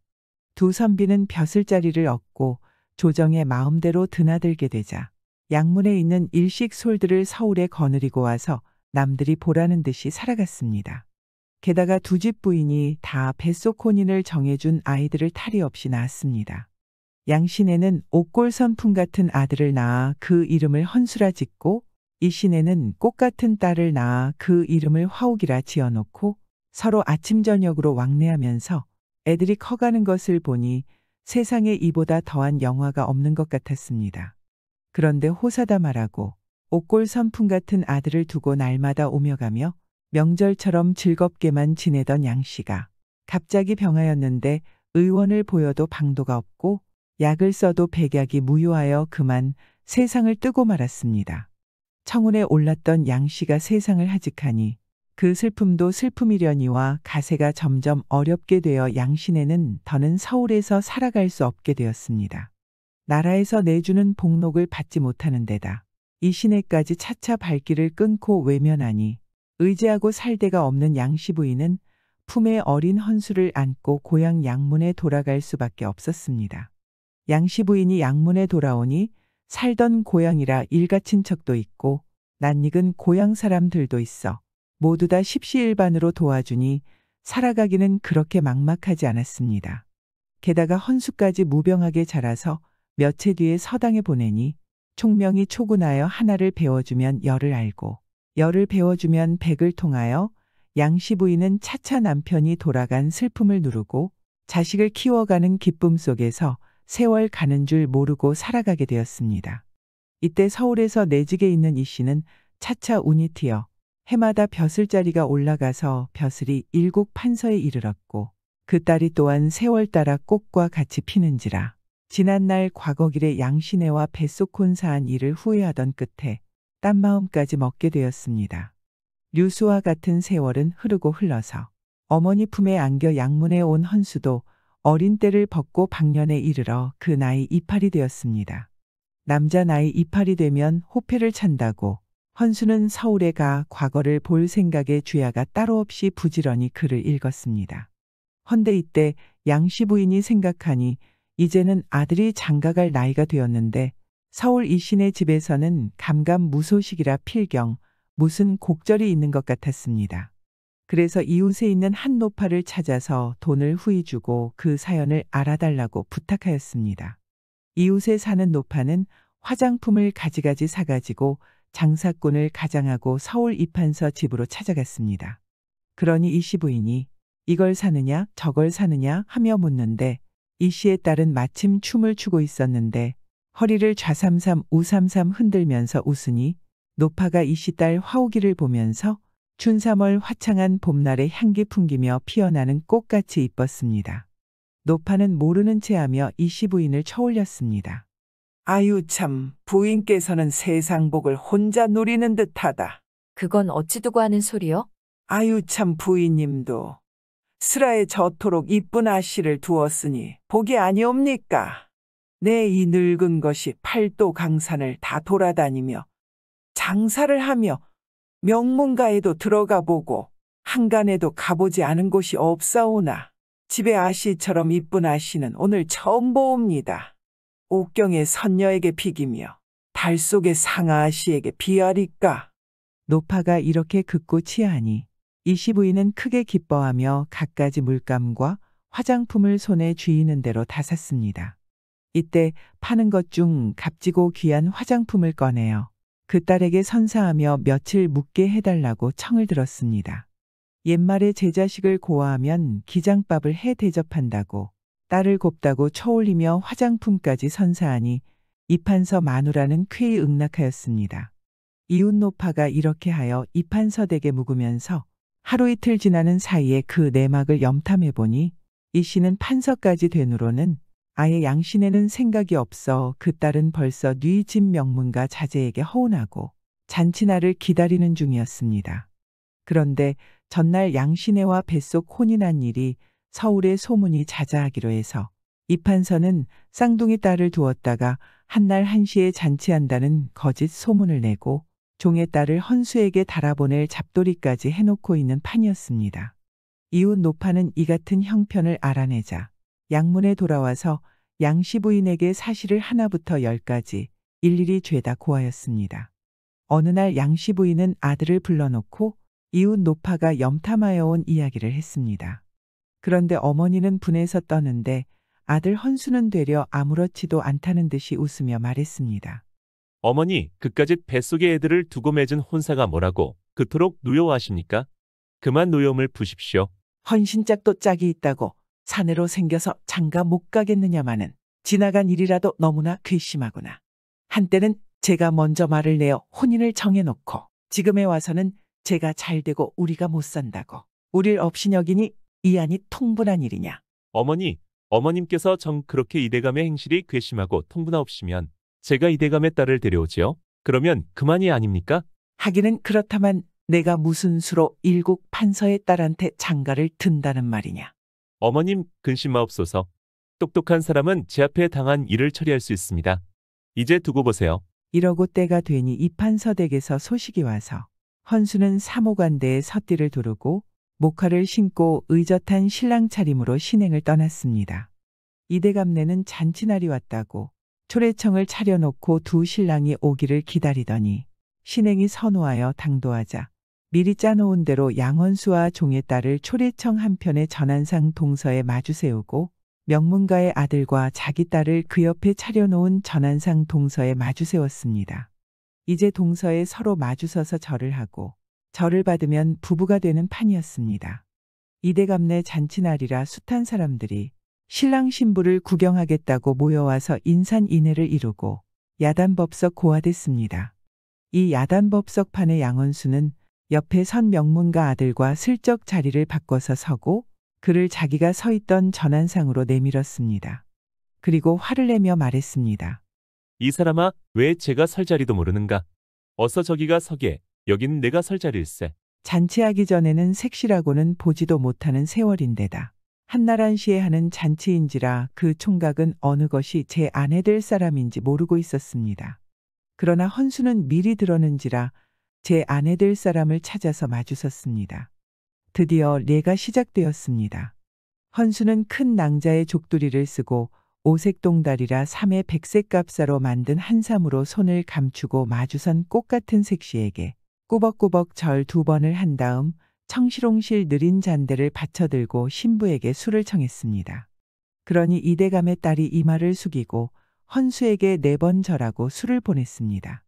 이쪽에서 이렇게 하니 저쪽에서도 이쪽처럼 절을 하고 절을 받고 술을 청하고 술을 보냈습니다. 그제야 이대감이 나와 보니 일은 벌써 다 틀렸습니다. 숱한 사람 앞에서 남모르게 꾀한 일을 드러내놓고 말할 수도 없거니와 헌수 앞에서 그의 아버지와 정한 혼사를 부정할 수도 없었습니다. 현수는 초례가 끝나자 큰 상 받으러 들어가면서 이대감을 보고 말했습니다. 장인님, 전 제색씨를 찾아 장가를 듭니다.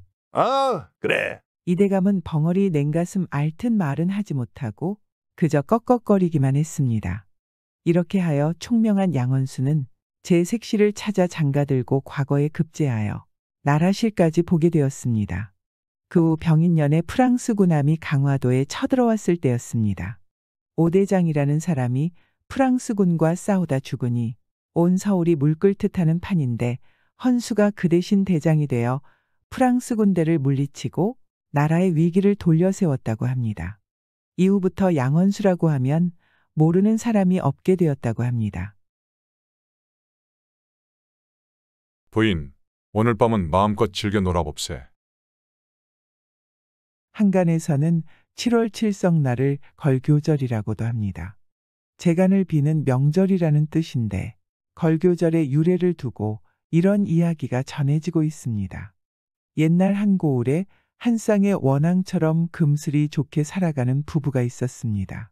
어려서부터 글 공부하며 자란 남편은 장원급제할 큰 뜻을 품고 주야가 따로 없이 밤낮으로 글을 읽었고 용모가 해와 달같이 환하고 마음이 비단처럼 고운 아내는 하루도 편히 앉아 쉬는 날이 없이 남의 집 삭바느질도 하고 삭방아 찧어주면서 어려운 살림을 지탱해 나갔습니다. 아내는 남의 일을 해주고 쌀이 생기면 쌀을 받아다 남편에게 맛있는 밥을 따뜻이 지어 대접했고 돈이 생기면 남편이 과거 보러 갈 노자를 마련하느라 한 푼 두 푼 모아두었습니다. 하루 이틀도 아니요. 시집와서 3년 세월이 다 되도록 이렇게 하니 남편 된 사람은 뜻이 있어 방에 앉아 글 공부를 하지만 아내 보기가 참으로 안 되었습니다. 어느 날 남편은 아내를 보고 이렇게 말하였습니다. 여보, 네. 남편 된 사람으로 남의 귀한 자식 데려다 놓고 1년 365일을 고생만 시키니 참으로 면목이 없어. 이제부터는 나도 일을 하면서 짬짬이 공부를 할 테니 부인은 집안일이나 맡아보소. 낭군님, 그런 말씀 마옵시오. 세상에 학문처럼 성사하기 어려운 일이 어디 있사옵니까? 대장부 한 번 먹은 마음 굽히지 말고 일심으로 글만 읽으시와요. 저는 낭군님 섬기기가 소원이옵니다. 남편은 아내의 고마운 마음과 극진한 지성에 목이 메어 아무 말도 못하였습니다. 이리하여 또 전과 같이 남편은 남편대로 글을 읽고 아내는 삭바느질과 삭방하로 부지런히 살림을 꾸려갔습니다. 이러는 사이에 류수와 같은 세월은 흐르고 흘러서 천자만원 갖가지 꽃들이 다투어 피어 향기를 풍기던 봄도 지나가고 녹음방초 우거진 여름철이 왔습니다. 어느 날 저녁 희미한 초생달이 어슴풀의 정원을 비추는데 뜻밖에도 아내가 마루턱에 나가 앉더니 부드러운 목소리로 남편을 불렀습니다. 낭군님, 오늘 저녁에는 소첩이 한 가지 청이 있사오니 잠깐만 이리 좀 나와주옵소서.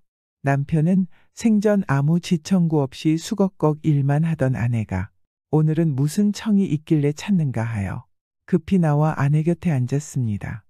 그러자 아내가 조용히 입을 열었습니다. 낭군님, 오늘이 무슨 날인지 아시옵니까? 방 안에 들어박혀 글만 읽던 남편은 오늘이 무슨 날인지도 모르고 있었습니다. 대체 오늘이 무슨 날이란 말이오, 부인. 그 말에 아내는 서쪽 하늘에 가고 걸린 초생달을 쳐다보고 방긋 웃으며 대답했습니다. 7월 7석 은하수에 까맣같이 달이 놓아 견우직녀 오작교에서 상봉하는 날이로소이다. 옳거니 인제야 부인의 청탁을 알겠소. 내 부인을 모셔드려 3년 세월이 지났지만 오늘 이때까지 글만 그리라 하여 한 번도 부인을 즐기게 하지 못하였으니 오늘 밤은 저 하늘의 견우직녀처럼 우리 서로 만단설화로 부부간의 깊은 정도 주고받으며 마음껏 즐겨 놀아봅세. 남편은 속으로 크게 기뻐하며 자기 생각을 말하는데 아내가 머리를 숙이고 대답했습니다. 낭군님, 고마운 그 말씀에 내 마음 봄날처럼 따뜻해지고 지나간 고생살이 씻은 듯 잊어지옵니다. 하오나 소첩은 따로 청탁이 있사옵니다. 무슨 청인지 어서 말하소. 그러자 부인은 한켠에 바느실과 무명천을 갖춰놓고 한켠에 흰 종이와 지필묵을 꺼내놓더니 남편을 보고 말했습니다. 낭군님 듣자시오. 소첩은 시집온 그해부터 해마다 7월 7석 이날이 오면 직녀아 씨한테 재간을 빌면서 저 초생달빛을 빌어 바늘귀에 실을 꿰며 바느질 재간을 익혔사옵니다. 그러니 소첩은 이제부터 바늘에 실을 꿰어 가군님 옷을 짓고 낭군께선 글을 지어 재간을 비김이 어떠하오리까? 바라건대 소첩의 청을 쾌히 들어주옵소서. 참으로 꿈에도 생각지 못한 청이었습니다. 그리고 아내가 이처럼 청하는데 남편 된 사람으로 쾌히 응하지 않을 수 없었습니다. 그럼 그리하오. 남편이 아내의 청에 응하여 그를 짓자고 붓을 들고 앉았는데 아내는 옷섭에 꽂힌 바늘을 뽑아들더니만 어스름한 달빛 속에서도 대뜸 바늘귀를 꿰어가지고 옷을 짓는데 재간이 남다른 데다가 솜씨가 또한 번개같이 빨라서 얼마 지나지 않아 옷 한 벌을 다 지어놓고 초생달을 쳐다보며 해쭉 웃었습니다. 헌데 그때까지도 남편은 붓을 든 채 글 한 구절도 짓지 못하였습니다. 생각 같아서는 세상에 이름 떨친 서성왕 의지 같은 필지에 시중천자 이태백의 시 같은 글을 써서 고생고생하며 일편단심 자기를 섬기는 아내를 더없이 기쁘게 해주고 싶었지만 도무지 생각과 같이 글이 떠오르지 않았습니다. 남편은 생각하고 생각다 못하여 그만 그 자리에 넙적 엎드렸습니다. 부인, 죄송하오. 남아대장부의 글재가니 한낱 아녀자의 바느질과 비할 수 없으니 어찌 얼굴을 들고 세상에 나서며 어찌 떳떳이 부인을 쳐다보리오. 내 직녀에게 재간을 빌며 나를 섬긴 부인의 정성 잊지 않고 스승을 찾아가 3년간 글 공부를 더하여 과거에 급제하는 날에 부인을 찾아오리오. 그전에는 나를 기다리지 마오. 참으로 고마우신 말씀이옵니다. 소첩이 일심으로 바라는 바이니 내일이라도 서슴지 말고 떠나시오며 집안은 털끝만치도 걱정 마옵소서. 남편은 하루도 더 지체하지 않고 그 이튿날 행장을 꾸려가지고 집을 떠났습니다. 속담에 이르기를 마음만 먹으면 북두칠성이 굽어지고 지성이 지극하면 도루에도 꽃이 핀다고 사랑하는 아내와 작별하고 스승을 찾아 떠난 남편은 3년 세월을 스승을 모시고 주야장천 흐르는 물처럼 부지런히 학문을 닦더니 끝내 장원급제하고 집으로 돌아왔습니다. 그러니 남편 된 사람의 기쁨도 기쁨이려니와 아내 된 사람의 기쁨은 한 입으로 이루다 말할 수 없었습니다. 남편이 장원급제를 하고 돌아오니 부부 사이에도 웃음뿐인데 그 고울 원희 또한 대회하여 그를 청하였습니다. 그대가 장원함은 나 하나만이 아니라 우리 온 고을의 기쁨이요. 뭔노니 그대 가장원급제함에 무슨 오묘한 비결이라도 있으시오? 내 후세 사람들께 전하려 하니 서슴지 말고 하래요. 오로지 부인의 덕인 줄 아옵니다. 부인의 덕이라니? 그건 어찌 두고 하는 말씀이요? 부인께서 삭바느질로 품을 팔아 저를 공부시켜 싸운데 해마다 7월 7석 날이면 재간을 빌어 싸웁니다. 참으로 기특하시고 헌데 재간은 어떻게 빈다는 말씀이요? 네. 7월 7석 날 초생달이 뜨면 그 희미한 달빛 아래서 바느실 꿰기를 하는데 단번에 실을 만큼 재간이 늘면 소원 성취된다 하였사옵니다. 그래, 그대 부인의 재간이 그에 이르렀다는 말씀이요? 그런 줄 아옵니다. 실은 제가 집을 떠나가 스승을 찾아 3년 동안 글 공부를 더하게 된 것도 연유가 있습니다. 그는 아내와 7월 7석날 희미한 초생달 빛을 빌어 재간을 비기던 일을 세세히 다 말했습니다. 그랬더니 고울원은 무릎을 툭 쳤습니다. 참으로 어여쁜 마음이요. 온 나라 여인들이 대를 이어가며 배울 것이요. 이리하여 날개가 돋친 듯 이 소문은 온 고을에 쫙 퍼졌는데 그 이듬해 7월 7석날 이 고을에서는 모든 여자들을 모아놓고 직녀에게 재간을 빌면서 바늘에 실꽤 기시합을 하게 되었습니다. 시골아 낙내들이고 규중에 있는 처녀들 할 것 없이 이날만은 몽땅 떨쳐나와 각기 자기 소원을 성취시켜달라고 빌고는 웃고 떠들며 실을 꿰는 그 정상은 여간만 재미나고 즐겁지 않을 수 없었습니다. 후에 이 바느실 꿰기 놀이는 차츰 온 나라에 퍼져 칠석날 부녀들의 명절놀이로 되었는데 직녀에게 재간을 비는 데서 유래되었으므로 7월 7석을 걸교절이라고도 불렀습니다. 밤새 몸을 샅샅이 주무르고 깨물며 못살게 굴더니 페포파립에 부서진 갓을 쓰고 꼬부랑 막대기를 짚은 암행어사 박문수가 상주읍에 도착했을 때는 보리 저녁 되어서 집집의 굴뚝마다에서는 삼단 같은 연기가 뭉게뭉게 솟아오르고 있었습니다. 박문수는 산등성이를 내려 첫 입구에 있는 외딴 초가집 마당에 들어서다가 깜짝 놀랐습니다. 웬 아낙네가 밤나무 가지에다 밧줄을 매더니 한 끝을 자기의 목에다 걸고 있었기 때문이었습니다. 아, 저런. 여보시오, 잠깐만. 박문수가 급히 달려갔으나 어느새 여인은 목을 걸고 늘어졌었습니다. 그런데 천만다행으로 밧줄이 길고 나무가지가 휘어지면서 발이 땅에 닿였었습니다. 박문수가 올가미를 풀고 여인을 안고 방으로 들어가 눕히고 사방을 둘러보니 서너 살 되는 사내아이가 쌕쌕 코를 골며 정신없이 자고 있었습니다. 저런 철부지 자식을 두고 목숨을 끊는 여인에겐 아마도 기막힌 사연이 있겠구나. 박문수는 혀를 차며 옆집으로 달려가서 사연을 이야기했더니 중년 아낙네가 역시 혀를 차며 집신을 끌고 앞서 나섰습니다.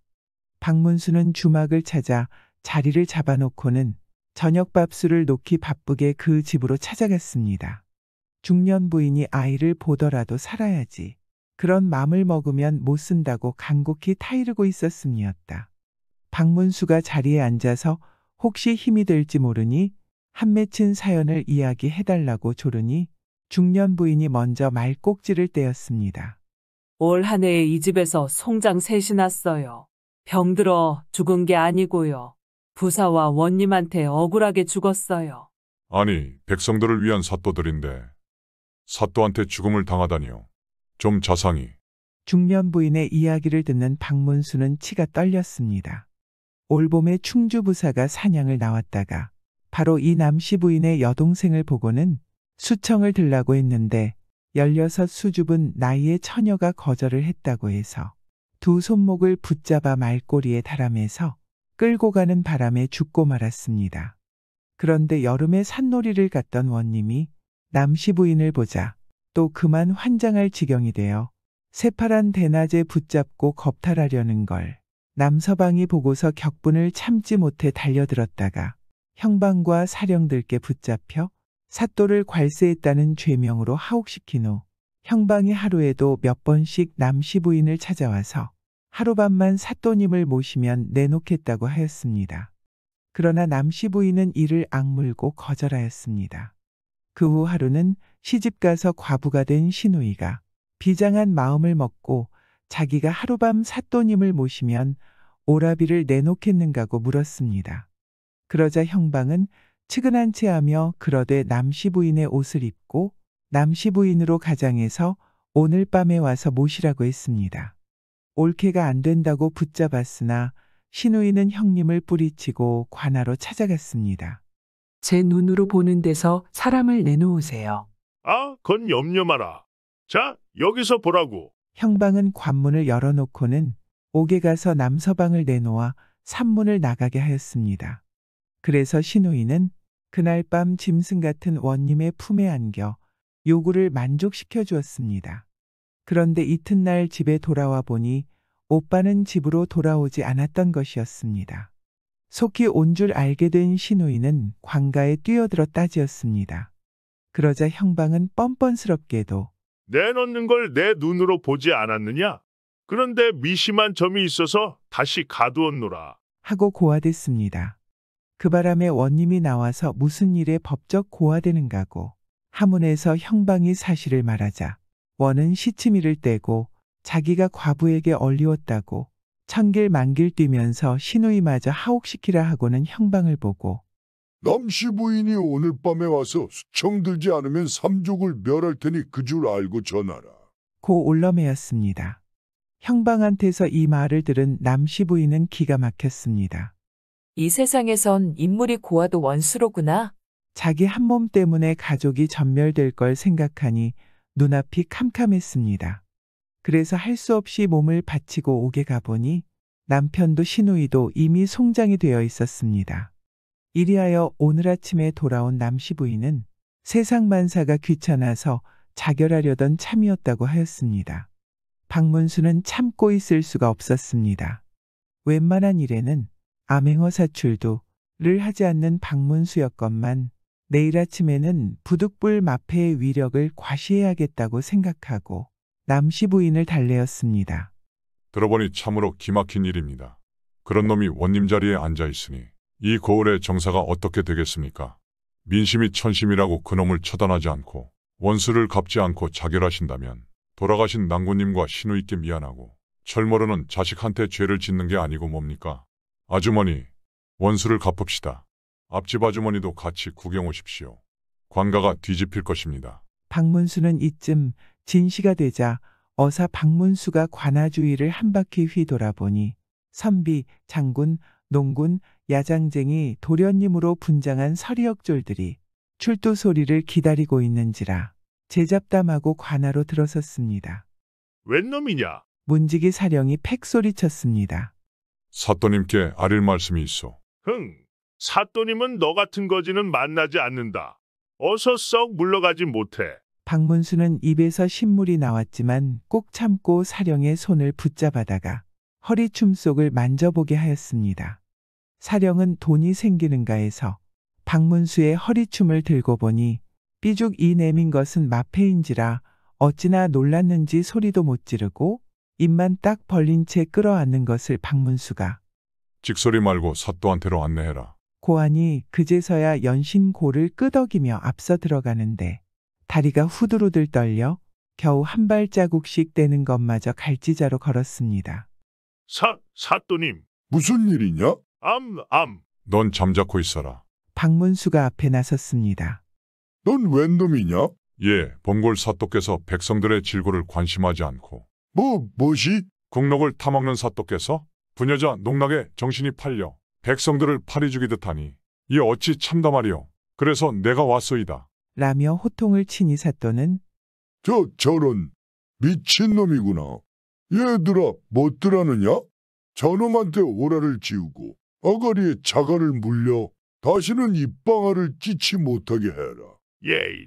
가만 박문수는 달려드는 사령들을 뿌리치며 포악무도한 사또는 마땅히 국법으로 다스려야 하느니라. 얘들아. 하고 소리치니 그 소리가 용의 목소리여 범의 꾸중이라 수십 명의 서리역졸들이 방망이를 휘두르며 뛰어드는 바람에 박문수를 바짝자던 사령들은 발이 땅에 얼어붙었는지 진흙탕에 빠졌는지 옴싹달싹 못하고 사시나무 떨듯하는데 눈치 빠른 사또놈은 형세가 기운 것을 눈치채고 병풍 뒤로 꼬리 빼는 것을 어느새 역졸이 달려들어 목덜민을 쥐어다 뜰 아래 내동댕이 쳤다. 형방이 또 고리 끼고 내빼는 걸 올가미를 던지니 개새끼 끌려오듯 했습니다. 이때 남씨 부인이 앞집 아주머니의 부축을 받으며 관아에 들어서다가 자기 눈을 의심했습니다. 어제까지만 해도 천하의 죄밖에 없노라고 기고만장해서 사람을 죽이고서도 눈썹 하나 까딱 안 하고 온밤 자기 몸을 샅샅이 짓주무르고 깨물며 못살게 굴던 미친 개이며 철천의 원수놈인 사또가 하루아침에 길에 나선 미친 개가 되어 사람마다 잡아 죽이라고 고함을 지르며 때리고 차는 것을 보자 꿈인지 생시인지 분간할 수 없었습니다. 남씨 부인께선 이리로 가까이 와서 한 맺힌 원을 푸십시오. 이놈, 저 여인을 아느냐? 바로 내 죄악의 철증이 아니냐? 사또는 다가서는 남씨 부인을 보자 질겁하여 손으로 이마를 싸지고 뒤걸음쳤습니다. 얘들아, 이 고을 백성들의 하늘에 사무치 논한을 풀어드려라. 역들이 달려들어 사또와 형방의 목을 잘라 저자거리에 걸어놓자 지나가는 사람마다 침을 뱉고 돌멩이를 던졌다고 합니다. 서방님, 그럼 첫날 밤을 길게 사랑을 나눠요. 당송팔대가의 한 사람인 소동파에게는 소매라고 부르는 누이 동생이 있었습니다. 소소매는 한낱 여자의 몸이기는 하나 오빠처럼 글을 잘 지은 까닭에 송나라 사람치고 글을 모르는 사람이 없었습니다. 여기에 이런 이야기가 전해지고 있었습니다. 어느 하루 소동파가 누이 동생과 한담을 하다가 무심간에 그의 얼굴을 눈여겨보더니 슬쩍 농을 걸었습니다. 소매야, 우리 오늘 심심한데 글짓기를 해보는 게 어떠냐?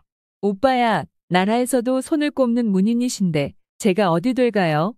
그렇지만 오빠가 하자는데 어찌 마다하겠어요? 그럼 내 한 구절 먼저 읊지. 오리행인 심리가니라. 바깥에서 가는 사람을 심리 안쪽에서 보고 있구나. 오목하게 패어 들어간 내 눈을 두고 지은 글인데 이만하면 괜찮게 되었겠지? 바깥에서 가는 사람을 심리 안쪽에서 본다고 하였으니 소매의 눈이 올이나 꺼져 들어갔다는 말이었습니다. 물론 굉장한 과장이기는 하지만 오목눈을 두고 지은 글로는 흠잡을 데 없었습니다. 소동파가 스스로 만족해서 빙그레 웃으며 누이 동생을 바라보는데 소매도 오빠의 얼굴을 물끄러미 쳐다보더니 입을 열었습니다. 저도 오빠의 눈을 두고 한귀 지어 읊겠는데 욕하지 않겠어요? 글짓기 내기가 아니냐, 글만 잘 짓는다면야, 욕이 아니라 한바탕 칭찬을 할 테다. 어서 읊으려무나. 건열로 하금 연락이라 작년에 흘린 눈물이 올해에야 떨어졌도다. 오빠, 이 누이 동생의 글재간도 이만하면 괜찮지요? 소동파가 들어보니 과연 잘된 글이었습니다. 작년에 흘린 눈물이 올해에야 떨어졌으니 자기의 눈이 오리가 아니라 몇십리 몇백리나 우묵하게 패어 들어간 셈이 되었습니다. 그러니 그 형상도 자기 글보다 더 잘 그렸고 과장도 자기 글보다 썩 잘하였습니다. 이에 소동파는 그만 누이 동생의 글재간에 탐복하여 내가 졌다. 내가 졌어. 하고 웃고 말았다 합니다. 이와 같이 소소매가 글에 능하다 보니 그 가문에서 도 글자라는 선비를 사위로 맞아들이려 하였습니다. 그래서 수소문하던 끝에 진서유라는 사람과 혼약을 정하였습니다. 진서유는 소동파하고도 익히 아는 사람이라 비록 성례를 이루기 전이었지만 소매네 집에 자주 놀러 오곤 하였습니다. 어느 하루 소매는 진서유가 왔다는 말을 듣자 그를 별당으로 청하였습니다.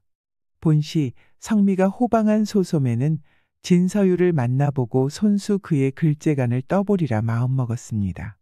우리가 이렇게 만남도 금생금세의 연분인가 보옵니다. 하오나 소녀는 천성이 그를 좋아하여 글의 짝이 되지 않는 자를 제 짝으로 섬기지 않사옵니다.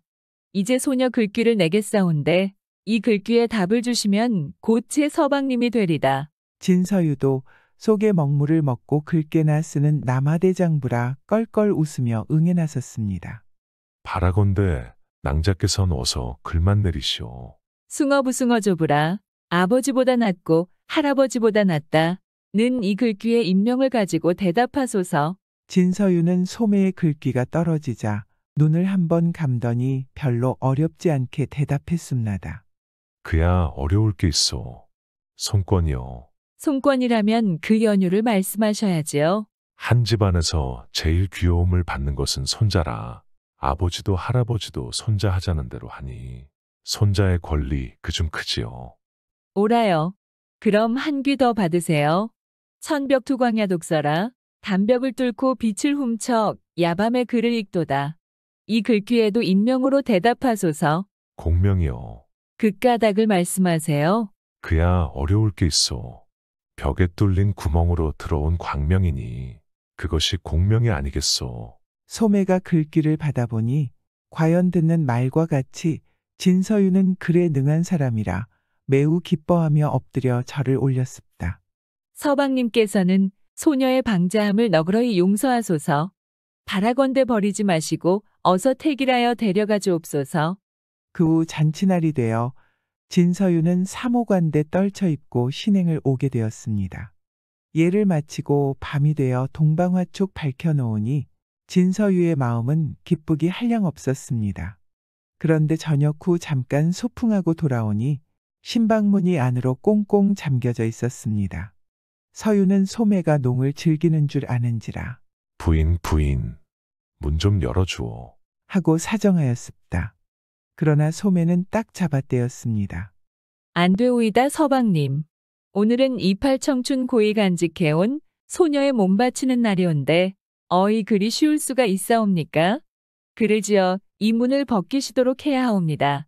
그러기 전엔 절대 문을 열지 못하겠나이다. 진서유가 들어보니 참으로 기가 막혔습니다. 꼭 잠긴 문을 손으로 열라면 몰라도 글로써 어찌 연단 말인가. 소매가 아무리 글을 좋아하기로 첫날 밤에까지 글로 자기를 골탕 먹일 줄은 정말로 꿈밖이었습니다. 그렇다고 문을 열 글귀를 짓지 않을 수도 없었습니다. 그런데 무슨 글귀를 어떻게 지어야 한단 말인가. 진서유는 아무리 생각해도 그 글귀가 생각나지 않아 서성거리며 궁리하다 보니 저도 모르게 별당 앞 연못가에 이르렀습니다. 이때 소동파도 못가에 나와 있었습니다. 그는 글 잘 짓는 누이 동생이 첫날 밤 신랑과 무슨 글짓기라도 하지 않나 하는 궁금한 생각이 들어 찾아왔다가 방금 소매가 글로 문 열라고 하던 소리를 들었었습니다. 그런데 얼른 그 글을 지을 줄 알았던 진서유가 그 글을 짓지 못해 안타까이 연못가를 왔다 갔다 하기만 하니 측은한 생각이 들었습니다. 이때 소동파는 벌써 그 글귀를 생각해냈지만 진서유에게 직접 알려줄 수는 없는지라 퍼뜩 한 꾀가 떠올라 진서유가 듣도록 주먹만한 돌멩이 하나를 주워 못에 던졌습니다. 첨벙 하는 소리를 듣고 정신이 들어 연못을 보니 달이 내려앉은 못물이 파문을 이루며 물밑에 하늘이 열렸습니다. 옳지, 그렇지. 진서유는 그제야 글귀가 생각나서 좋아라 하고 신방으로 달려가는데 바로 연못가에 소동파가 서서 빙그레 웃고 있었습니다.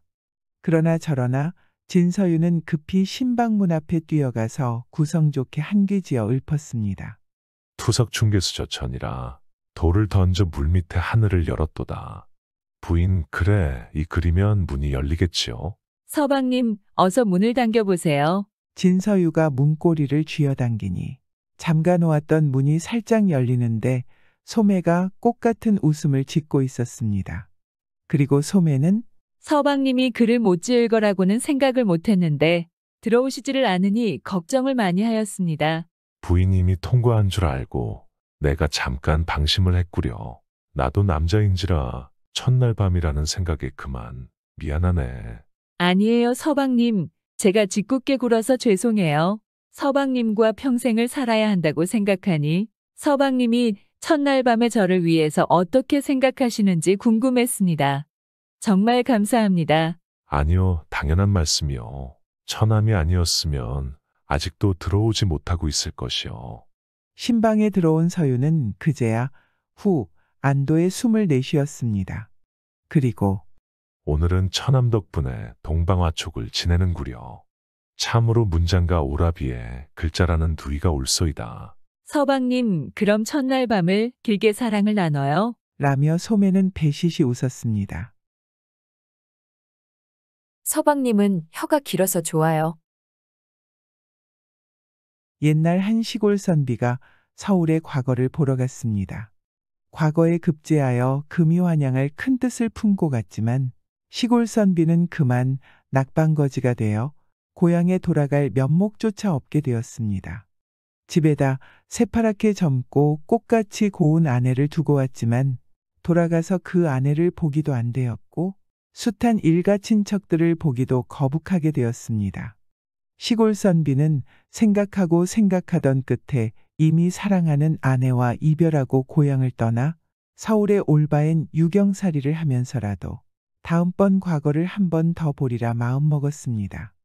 이리하여 시골 선비는 서울에 남아서 유경살이를 하기 시작하였습니다. 남의 집 심부름을 해주고 밥술이나 얻어먹으면서 짬짬이 글 공부하는 신세지만 다행히 어리무던한 주인을 만난 탓에 끼니마다 밥을 많이 담아주어 밥만은 남아돌았습니다. 시골 선비는 남은 밥을 되돌려 내보내자니 미안하고 버리자니 아까워서 생각 끝에 사냥개 한 마리를 사서 길렀습니다. 선비는 사냥개를 반호라고 불렀습니다. 시골 선비는 끼니마다 남는 밥을 반호에게 주니 반호는 좋아서 납작납작 받아먹고는 꼬리를 살살 저으며 그림자처럼 그를 따라다녔습니다. 말 못하는 짐승이라도 곁에 있으니 혼자 쓸쓸하게 지내기보다 마음에 의지가 생겨 고독한 생각도 덜 났습니다. 이러구러 세월은 흘러서 시골 선비가 유경살이한 지도 3년이나 지난 시골 선비는 또 과거를 보게 되었습니다. 헌데 시골 선비는 두 번째 과거에도 급제를 못하고 또 낙방이 되었습니다. 남들은 과거에 급제하였다고 비단옷을 떨쳐 입고 보라는 듯이 고향에 가는데 시골 선비는 낙방이 되어 연기 같은 한숨을 풀풀 내쉴 뿐이었습니다. 일가 친척들이 십시일반으로 과거를 잘 보고 돌아오라고 돈을 쥐어주던 일이 눈에 삼삼하고 아내가 어떻게 하나 부디 성사하고 돌아오라고 부탁하던 말이 귀에 쟁쟁하였습니다. 그러니 집에 돌아갈 생각은 더구나 할 수가 없게 되었습니다. 시골 선비는 입술을 악물고 고생고생하며 서울에서 유경살이를 3년 더 지내고 세 번째 과거를 보았습니다. 헌데 갈수록 심산이라고 9년 세월 만에 본 세 번째 과거에도 시골 선비 이름은 금방에 나붙지 못하고 낙방이 되었습니다. 그러니 벌써 6해나 길러준 반호까지도 주인의 안색을 보고 눈물을 뚝뚝 떨구었습니다. 시골 선비는 저와 동무해주던 그 반호를 쳐다보기도 안 되었습니다. 하지만 시골 선비는 먹은 마음이 있는지라 그 마음을 굽히지 않고 네 번째 과거를 한 번 더 보리라 생각했습니다. 그는 낮에는 주인 집에 일을 해주고 밤이면 달빛 빌어 글 공부하고 한여름이면 반딧불까지 빌어가며 공부하였습니다. 일할 때는 밤에 본 글을 되뇌어 보기도 하고 밥 먹을 때는 수저를 들고 상우에 어려운 글을 써보기도 했습니다. 드디어 세월이 흐르고 흘러서 시골 선비는 네 번째 과거를 보게 되었습니다. 정성이 지극하면 도루에 꽃이 핀다고 어려운 유경살이를 하며 밤을 낮으로 삼고 일심으로 글 공부한 시골 선비는 네 번째 과거에는 끝내 급제하여 오매에도 바라고 바라던 이름 석자가 금방에 나붙었습니다. 시골 선비 생각해보니 고목에 꽃이 핀 것 같고 구만리장천에 올라가 별을 따온 것 같기도 하였습니다. 지나간 고생이 다 잊어지고 즐겁기만 하였습니다. 고향 생각도 무척 나고 사랑하는 아내 생각도 간절하였습니다. 마침내 나라에서 말미를 주어 시골 선비는 비단 옷을 떨쳐 입고 고향에 가게 되었습니다. 이제는 일가 친척들도 쳐다볼 수 있게 되고 사랑하는 아내도 떳떳이 만날 수 있게 되었습니다. 고향으로 향한 선비의 눈앞에는 사랑하는 아내의 해와 달같이 환한 얼굴이 선이 떠올랐습니다. 그는 아내가 몹시 보고 싶었습니다. 시골 선비는 어서 급히 집에 돌아가 그새 고생한 아내를 기쁘게 해주고 싶었고 아내 앞에 꿇어엎드려 허리 끊어지게 절이라도 하고 싶었습니다. 주인이 이런 생각을 하며 가는데 반호도 주인의 심정을 알았는지 달강달강 뛰면서 주인의 뒤를 바싹 따랐습니다. 선비는 산 넘고 물 건너서 마침내 그리운 고향에 이르렀습니다. 10년이면 강산이 변한다고 시골 선비 서울에서 네 번째 과거까지 보고 오니 떠날 때 꽃같이 곱고 젊던 아내도 어느새 얼굴에 가는 잔주름이 건너가기 시작했었습니다. 시골 선비는 꿈에도 못내 찾아 헤매던 그리운 고향에 와 그처럼 그립던 사랑하는 아내를 보니 기쁘기만 해서 덥석 아내의 손목을 잡아쥐었습니다. 여보, 그새 나 없이 고생인들 얼마나 하였어. 여보, 내 당신한테 허리 끊어지게 절이라도 하자고 생각했어. 그러나 아내는 남편의 잡아진 손을 빼면서 남편의 눈을 피했습니다. 선비는 아내가 부끄러워 그러는 줄만 알았습니다. 이때 그의 아내는 제 생각을 하고 있었습니다. 시골 선비의 아내는 남편이 첫 번째 과거에 낙방했다는 소식을 듣자 3년 세월이 채 가기도 전에 벌써 군서방지를 하며 이웃사내와 죽자 살자 하면서 서울에 간 남편을 까맣게 잊고 있었던 것이었습니다. 그러니 시골 선비의 아내 남편이 과거에 급제하고 돌아와도 그 옛날 정은 없어진 지 오랜지라 반가워할 리 없었습니다. 그 대신 이웃사내와 부정하게 사귄 정이 깊어서 뗄 수 없게 되었으므로 악한 아내는 생각하던 끝에 과거에 급제하고 찾아온 그 남편을 죽이자고 마음먹었습니다. 시골 선비가 그새 그립던 이야기며 유경살이하던 이야기를 하니 그 아내는 마지못해 듣는 채 하다가 밥을 짓겠노라고 부엌에 내려갔습니다. 아내는 지지고 볶으며 한참 동안 분주히 돌아치더니 이윽고 상다리 부러지게 음식을 차려가지고 들어와 아까와는 달리 갖은 아양을 다 떨었습니다. 이 채를 집으소 저 채가 별미워하면서 아내는 남편이 수저를 들기 전부터 수다스럽게 굴었습니다. 남편을 죽이자고 음식에 독약을 넣어가지고 들어왔으니 속에는 칼을 품었어도 겉으로는 웃을 수밖에 없었습니다. 아내는 해죽해죽 웃으며 수작을 피워대는데 남편은 그런 줄은 꼬물 많지도 모르고 너무도 기뻐서 수저를 들고 앉은 채 먹으라는 음식은 먹지 않고 싱글벙글 웃으며 혀만 낼름낼름 거리니 아내는 당신은 혀가 길어서 좋겠네요. 라며 일부러 기분을 맞춰주니 선비는 아내의 얼굴만 눈자리 나게 바라보고 있었습니다. 이때 끼니마다 시골 선비한테서 밥을 받아먹던 반호가 마당에 와 앉아 있었습니다. 그런데 이상하게도 반호는 떠주는 밥을 받아먹을 생각은 하지 않고 눈에 파란 불을 켜고 시골 선비의 아내만 노려보고 있었습니다. 시골 선비가 수저를 들고 음식을 집자는데 반호의 눈에서 시퍼런 불이 번개일 듯 번쩍하더니 왕 하고 천둥이 울듯 무서운 소리를 지르며 나는 화살같이 방구들에 뛰어올라 남편에게 음식을 권하며 아양을 떠는 아내의 목을 꽉 물어제꼈습니다.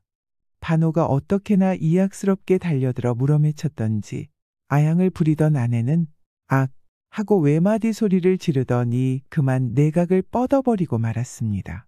모든 것이 송금 보듯 뻔했지만 갑작스레 벌어진 일이라 시골 선비는 그만 앉은 자리에 굳어져 박아놓은 말뚝처럼 되어버렸습니다. 이때 반호가 시골 선비를 쳐다보다 눈물을 뚝뚝 떨구더니 상우에 차려놓은 음식을 제가 먼저 넙적넙적 삼켰습니다. 눈 깜짝하는 새에 시골 선비 대신에 상우에 차려놓은 음식을 먹은 반호가 시뻘건 피를 토하고 바닥에 떨어져 죽었습니다. 이제는 모든 것이 불보듯 뻔했습니다. 시골 선비는 악한 아내를 물어 죽이고 자기를 대신해서 죽은 반호의 등을 쓸면서 대성통곡을 했습니다. 그 소리에 동네 사람들이 모여왔습니다. 사연을 알게 된 동네 사람들은 모두 주인의 길러준 은혜를 갚은 반호를 칭찬하면서 주인을 살리기 위해 자기를 희생한 반호를 존경하는 마음으로 양지 바른 곳에 사람묘처럼 비석까지 세워 묻어주었습니다. 오누이라도 단둘뿐이니 부부가 될 수밖에요. 지금으로부터 400년 전 임진왜란 이후의 일이었습니다. 7년이란 전란을 겪고 나니 국토는 여지없이 짓밟혀 어디 가나 처량한 경상이었고 백성은 생이사별하여 얼굴에 수심뿐 웃음이라고는 없었습니다. 이때 나라의 임금은 가라앉은 민심을 돌려세우고 나라를 다시 일떠세우려고 생각하던 끝에 우선 대궐 안에서부터 즐거운 웃음소리가 터져나오게 해야겠다고 생각하였습니다. 그래서 임금은 우정 신하들과 농지거리도 하고 우스운 수수께끼도 내놓곤 하였습니다. 어느 하루 임금이 신하들을 불러놓고 이야기를 꺼냈습니다. 짐은 오늘 즐겁게 놀자고 경들을 불렀네. 과인이 이제 수수께끼를 낼 터이니 경들이 어디 맞춰보게나. 임금이 신하들과 놀며 수수께끼까지 내는 일은 고금의 처음이라 모두들 기뻐하며 임금 앞에 다가앉았습니다. 옛날 오누이 둘이 고기를 잡으려고 배를 타고 저 망망한 바다에 나갔었지. 그래서 어떻게 되었사옵니까? 임금이 신하들과 크게 거간을 두지 않고 스스럼 없이 말하니 신하들도 크게 꺼리지 않고 임금의 말 사이에 쐐기를 쳤습니다. 그런데 그날따라 집채 같은 파도가 일어 고기배는 밀리기만 했네. 세찬 파도가 일어 자그마한 배를 미니 그까짓 배가 다 모여 물 위에 떨어진 나무 이파리 고기배는 밀리고 또 밀리다 보니 정처 없이 밀려서 이제는 다시 돌아올 수도 없는 아득히 멀고 먼 무인도에가 닿았다네. 그래 경들이 어디 맞춰보게나. 그 오누이가 어떻게 되었겠나? 어떻게 될 게 있사옵니까? 누이는 누이고 오라비는 오래빌게 아니옵니까? 한 신하가 제꺽 이렇게 대답하는데 오성대감이 머리를 가로저으며 생각을 내놓았습니다. 꼭 그렇다고 할 수는 없지요. 그건 왜? 신의 생각에는 처음에는 오라비는 오라비고 누이는 누이였겠지만 3년 후에는 부부가 되었을 것이라 보옵니다. 무인도에서 살아가자니 그럴 수밖에 있사옵니까? 예끼, 그건 무슨 당치 않은 말인고. 아무리 무인도이기로 동방예의지국에서 난 오람누이가 그렇게 쉽사리 부부까지 될 리가 있나? 임금이 이렇게까지 말하는데도 오성대감은 좀처럼 지려하지 않았습니다. 그런 경우에 어디 따로 예가 있사옵니까? 다시 돌아오지도 못할 무인도에 이르렀으니 처음엔 그저 살 궁리만 했을 테지만 차츰 살아나갈 도리가 생기니까 이번엔 후대를 보고 재미있게 살아나갈 생각을 하게 될 게 아니옵니까?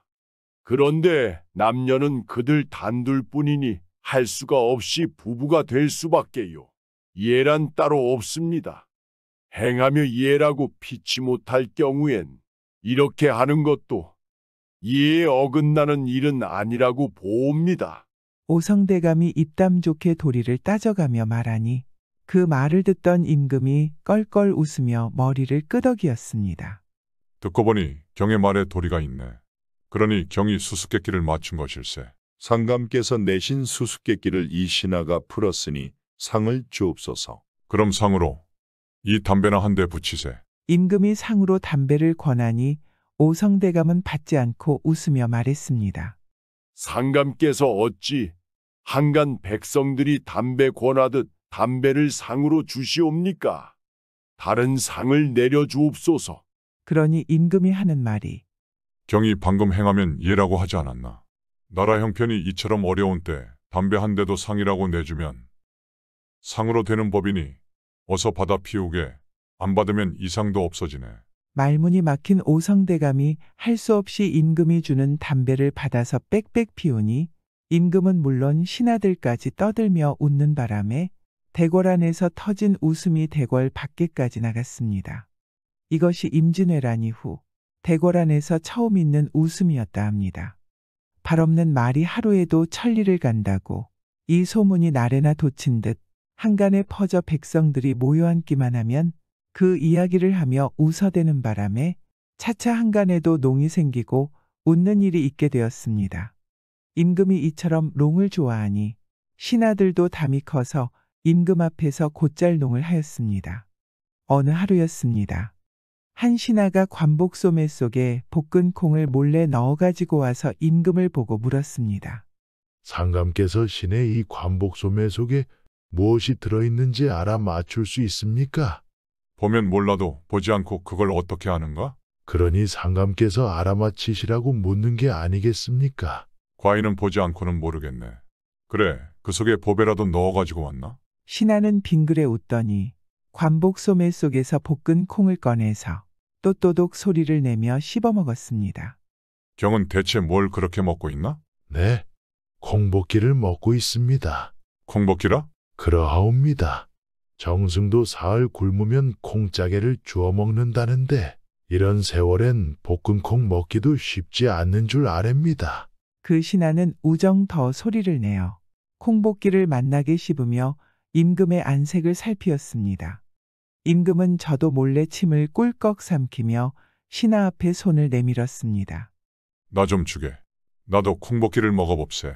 그러지 않아도 딴 생각이 있어 관복소매 속에 넣어가지고 왔는데 임금이 달라고 하니 신하는 한 줌 움켜서 임금에게 콩볶이를 올렸습니다. 임금은 신하에게서 콩볶이를 받더니 만면에 웃음을 짓고 경들도 맛을 보라며 다른 신하들께도 나누어 주었습니다. 임금이 신하와 자리를 같이 하고 볶은 콩을 먹는 일은 대궐이 생겨서 처음 보는 일이었습니다. 허허허. 담배가 식후일미라더니 이렇게 모여 앉아 콩볶이를 먹어보니 이런 때는 콩볶이가 천하의 일미일색으려. 헌데 이 콩볶이는 어찌 생각하고 가지고 온 건가? 경이 짐을 생각해서 볶아 가지고 온 건가? 아니올시다. 어허, 필요곡절일세. 그럼 이 콩볶이는 어디서 생긴 건가? 지난밤은 저희 스승의 제삿날이온데 신은 그만 어젯밤 대궐에 있다 보니 제사에 참여하지 못하고 아침에야 갔습니다. 스승님이 계셨기에 소신이 오늘 나라의 한몫 일이나마 맡아보게 되었사온데 늦었지만 아침에라도 가서 인사드리고 선생님 잡수시다 남긴 제사상 음식이라도 먹고 오는 게 예가 아니겠습니까? 그야 그렇지. 아무리 큰 벼슬을 해도 선생은 선생이고 학생은 학생인데 예를 몰라서야 안 되지. 헌데 제가 갔는데도 선생 자제분 되는 사람이 음복상을 내와야지요. 그래서 저는 선생님 잡수시다 남은 제사 음식을 먹고 가게 어서 차려오라고 청했사옵니다. 그런데도 자제분되는 사람은 그냥 가만히 있지 않겠습니까? 그래서 벌컥 화를 냈지요. 그러니 그 자제분되는 사람이 마지못해 나가더니 도리상에 콩볶이를 놓아가 지고 들어와 저희 앞에 공손히 놓고 사과를 하옵더이다. 대감님, 노여오마옵소서. 간밤은 부처님의 제삿날이나 집에는 콩밖에 없어서 지난밤 제사에는 이 콩을 볶아서 부처님 대접을 했습니다. 대감님 전에 감히 음복상을 내오지 못함도 이 때문이오니 널리 생각해 주시고 이 콩볶이라도 잡수시고 가옵소서. 자제분되는 사람이 이같이 말하는데 제가 그 자리에서 그 콩이 목으로 넘어가겠사옵니까? 산 사람이 살기도 어려운 형편에 제사를 안 지내도 무방하겠는데 콩이라도 정성껏 볶아서 부처님 제사상에 올려놓고 제사를 지냈으니 이 안이 효자옵니까? 그래, 너무도 천하에 다시 없는 기특한 일이라 이 일을 상감께 아뢰고저 소매 속에 콩볶이를 넣어가지고 왔사옵니다. 임금은 눈물이 그렁해서 그 신하의 이야기를 듣더니만 그 자리에서 어명을 내렸습니다. 참으로 하늘이 경탄할 일이로다. 나라 형편이 이처럼 어려운 때에도 돌아가신 부친을 그처럼 정성스레 대접하고 손들에게도 콩볶이로 음복을 시켰으니 나라 근심을 덜고 부모의 극히 효도한 효자로다. 저마다 이처럼 한다면 어찌 나라가 빨리 부해지지 않을 수 있으며 이 나라 예의가 바로 서지 않을 수 있을소냐. 이 사실을 글로 적어서 온 나라 백성들이 알게 할 것이며 그 사람에게는 후한상을 주고 벼슬을 내리도록 할지어다. 임금의 명이 내리자 나라에서는 그 사람에게 후한상을 주고 벼슬을 내리었고 글로 그 사실을 온 나라에 전하니 듣는 사람마다 찬탄을 금치 못하였습니다. 이때로부터 백성들은 그 사람을 생각하며 나라의 어려운 형편을 헤아려 재물을 허타히 쓰는 일이 없고 저마다 부지런히 일하고 나라에서도 어진 백성들의 마음을 헤아려 보살피니 상하가 한마음이 되어 어렵던 나라 형편도 얼마 지나지 않아 돌아섰다고 합니다. 부드럽기가 솜 같은 처녀의 그것을 덥석. 옛날 한 고장에 두 모자가 살았는데 아들은 천하에 둘도 없는 효자여서 어려운 살림이라도 부지런히 일해 어머니만은 극진히 공대했습니다. 아들이 이러니 어머니 또한 언제나 슬하에 하나밖에 없는 아들을 남의 집 10자식처럼 귀히 여겨 일하러 나갈 때는 아들이 일하러 나가는 뒷모습을 오래오래 지켜보고 웃는 낯으로 아들을 맞아들였습니다. 그러니 각은방에 소문이 자자하여 그들을 모르는 사람이 없었고 칭찬하지 않는 사람이 없었습니다. 하지만 나이가 원수라고 류수와 같은 세월이 흐르고 흘러서 호호백발이 된 어머니는 늙고 병들어서 그만 세상을 뜨게 되었습니다. 임종시 어머니는 아들을 불러놓고 눈물을 흘리며 마지막 말을 하였습니다. 이야, 이애미는 이 세상에 너를 홀로 두고 저 세상으로 간다. 내 너를 장가도 보내지 못하고 저 세상으로 가자니 안타깝기 그지없구나. 이야, 너 이애미가 없다고 너무 서러워하지 말고 아내가 생기면 재미있게 살아라. 어머니는 아들에게 이 같은 유언을 하고 세상을 떴습니다. 아들은 몇 달 며칠을 슬피슬피 울다가 어머니를 자기가 일하러 다니는 양지바른 산기슭에 묻어놓고 아침에 일하러 나갈 때는 어머니 무덤 앞에서 아침 인사를 올리고 저녁에 집으로 돌아올 때는 저녁 인사를 하였습니다. 집에 돌아와서도 그러했습니다. 아들은 아침 저녁으로 상을 차려놓고 수저를 들기 전에 먼저 어머니 살아생전처럼 어머님, 진지 많이 드세요. 라고 말하고서야 수저를 들고 밥을 먹었습니다. 그럭저럭 엄동설한 추운 겨울도 지나가고 꽃이 피고 잎이 피는 새봄이 왔습니다. 땅땅 얼어붙었던 강도 풀리고 산과 들의 파란 풀들도 돋아났습니다. 그러던 어느 하루 아들이 일하러 나가자고 지게를 쥐고 밖으로 나와 파랗게 새 단장을 한 산과 들을 보니 어머니 생각에 그만 목이 메어 눈물이 앞을 가렸습니다. 작년에 피었던 꽃나무에 봄이 오니 꽃은 다시 피었는데 돌아가신 어머니는 한 번 간으로는 왜 다시 돌아오지 못하는가 생각할수록 서럽고 일이 손에 잡히지 않았습니다. 아들은 그만 지게를 벗어놓고 낚시대를 찾아들고 강으로 나갔습니다. 강에 나가서 어머니가 생전에 그처럼 좋아하던 물고기를 잡아다 무덤 앞에라도 놓고 싶었습니다.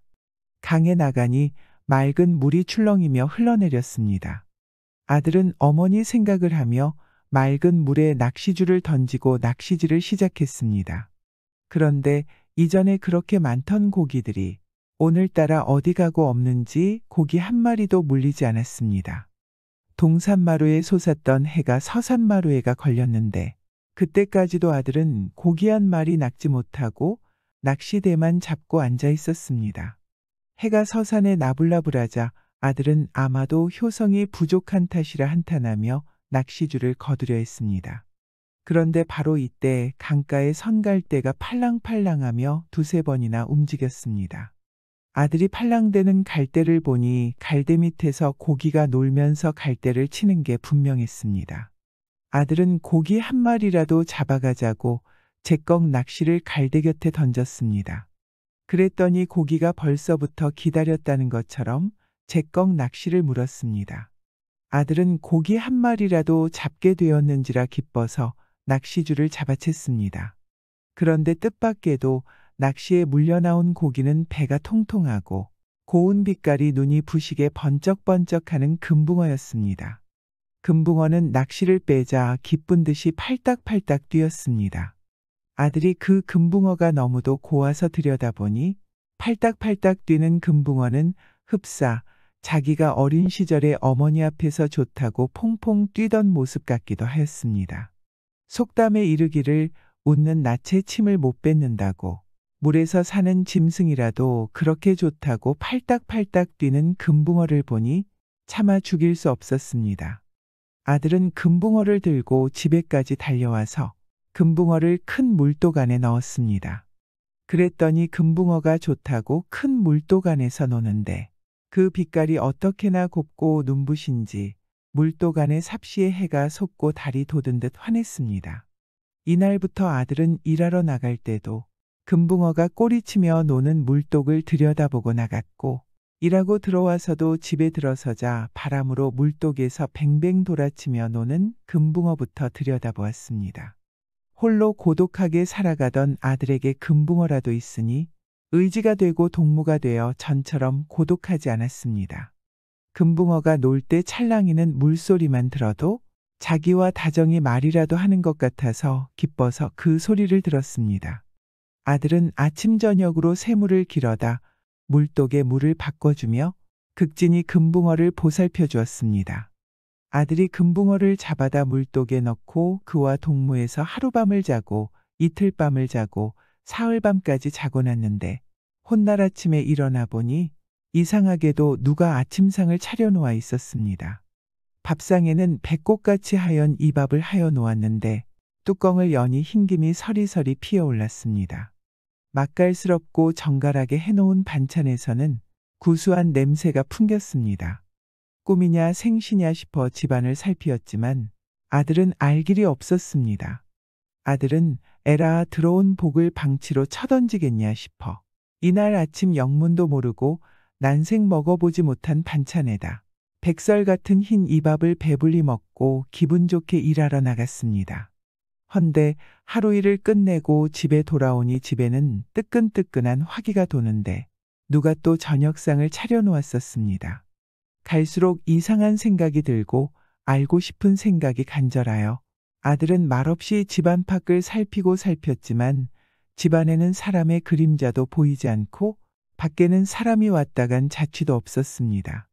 하루가 지나고 이틀이 지나도 매일 아침 저녁으로 따뜻한 밥과 맛깔스러운 반찬이 상우에 놓여 있었습니다. 그 후 어느 날이었습니다. 보리 저녁 때쯤 되었는데 아들이 밭에서 일하다가 집을 내려다보니 연통에서 연기가 몰몰 피어올랐습니다. 아들은 하던 일을 그만 팽개치고 번개같이 달려와서 몰래 문구멍으로 집안을 살피었습니다. 헌데 이게 웬일인가? 하늘의 선녀 같고 달 속의 상아 같은 아름다운 처녀가 가마목에 앉아 밥도 짓고 채도 볶아서 정이 상우에 올려놓고 있었습니다. 눈앞이 황홀하였습니다. 나이 20이 넘도록 장가도 가지 못한 총각은 더는 생각할 것도 없었습니다. 그는 불시에 문을 떼고 들어가 부드럽기가 솜 같은 그 처녀의 손을 덥석 잡아쥐었습니다. 낭자는 누구건데 이같이 루추한 집에 찾아와 나같이 불쌍한 사람을 보살펴주는 거요? 금붕어 처녀는 부끄러워 이마를 숙인 채 아들의 손에서 자기 손을 빼며 옥을 굴리는 것 같은 목소리로 대답했습니다.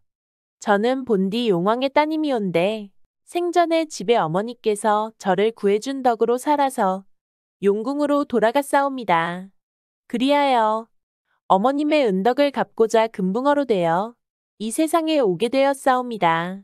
내 이제 얼마 후면 곧 사람으로 환시나와 그대를 섬길 몸이옵니다. 하오니 때를 기다려 주시옵소서. 내 그대를 보지 않았으면 몰라도 이제 보고서야 어찌 다시 그대를 금붕어로 되게 하리까. 내 어머님 덕분에 그대를 맞았고 그대 또한 어머님 덕분으로 날 찾아왔다 하니 우리 오늘부터 부부를 맺고 금슬좋게 살아감이 어떠하오. 그러하오나 아직은 때가 일러 오히려 해를 입을가 저어되옵나이다. 낭자는 근심마오. 하늘이 굽어 살펴보는데 누가 감히 우리를 해치리요. 금붕어 처녀는 차마 아들의 간곡한 요구를 거절할 수가 없었습니다. 이리하여 그날부터 둘은 남편과 아내로 되어 재미나게 살아가게 되었습니다. 의지가지 없이 외톨이 굴바말처럼 고독하게 살아가던 아들은 재간 있고 해달같이 환한 아내를 얻어 근심 없이 즐거운 나날을 보내고 금붕어 처녀 또한 마음씨 비단 같은 남편을 맞아 그 남편의 사랑을 받아가며 깨알이 쏟아지는 나날을 보내게 되었습니다. 헌데 이 고을에는 심보가 구세통같이 새까맣고 욕심이 굽빠진 항아리처럼 끝이 없는 한 부자가 살고 있었습니다. 부자는 가난한 집 총각이 세상에 둘도 없이 이쁘고 재간 있는 금붕어 처녀를 아내로 삼아 천하에 부러운 것이 없이 산다는 말을 듣자 그만 그 새까만 심보가 나무매 끈처럼 비비탈리고 그 사나운 욕심통이 툭 터져 더는 앉아있을 수 없었습니다. 돈이 있고 세력이 있는 부자는 워낙 죽은 송장도 뺨을 쳐 부려먹자고 드는 악한 사람이라 효자네 집에 나부랭이들을 끌고 가서 그 금붕어 처녀를 억지로 빼앗아갔습니다. 부자는 금붕어 처녀를 붙잡아다 첩으로 삼고 그 처녀의 재간을 빌어 호의호식하며 살아가자고 욱박질렀지만 처녀는 한사코 말을 듣지 않았습니다. 그러니 꽃같이 이쁜 여인을 잡아왔지만 곁에 두고 보기만 하니 마음만 상하고 재간 있는 여인을 잡아왔지만 재간을 피우지 않아 재산이 늘지 않으니 공연히 욕심 끝에 화만동하였습니다. 고약한 부자는 그만 부화통이 터져 그 금붕어 처녀를 목을 눌러 죽이고 말았습니다. 이때 아내를 빼앗긴 효자는 그런 줄도 모르고 날마다 부잣집 담장두리를 빙빙 돌면서 사랑하는 아내를 부르고 또 불렀습니다. 하지만 그는 아내를 찾을 길이 없었습니다. 벼랑같이 험하고 높은 담이 앞을 막아 담을 뛰어넘을 수도 없었고 대문을 차고 들어가자니 낮에는 문지기들이 눈을 부릅뜨고 지켜서 들어가지 못하고 밤에는 문이 잠겨져 들어갈 수 없었습니다. 그래도 남편은 사랑하는 아내를 찾겠다고 밤낮 없이 담장을 돌아치며 목이 터지게 아내를 부르고 불렀습니다. 이 때문에 부자는 밤잠도 편히 잘 수 없게 되었습니다. 부자는 또 화가 동하여 담 밖에서 밤낮 울어대며 아내 찾는 그 남편을 잡아들여다 그 자리에서 때려 죽였습니다. 그러자 청청 하늘에 주먹만한 매지 구름이 동동 떠오더니 우르릉 꽝 하고 부자의 머리 위에서 번개가 번쩍했습니다. 부자는 그만 벼락을 맞고 새까맣게 타서 쓰러졌습니다. 이때 부자네 뜰악 안에서 세상에 보지 못하던 고운 새 한 쌍이 슬피 울면서 하늘 높이 날아올랐습니다. 그 새 한 마리는 효자이고 다른 새 한 마리는 금붕어 처녀였습니다. 고운 새 한 쌍은 하늘 높이 솟았다가 고추, 어머니의 무덤이 있는 양지바른 산기슭으로 날아갔습니다.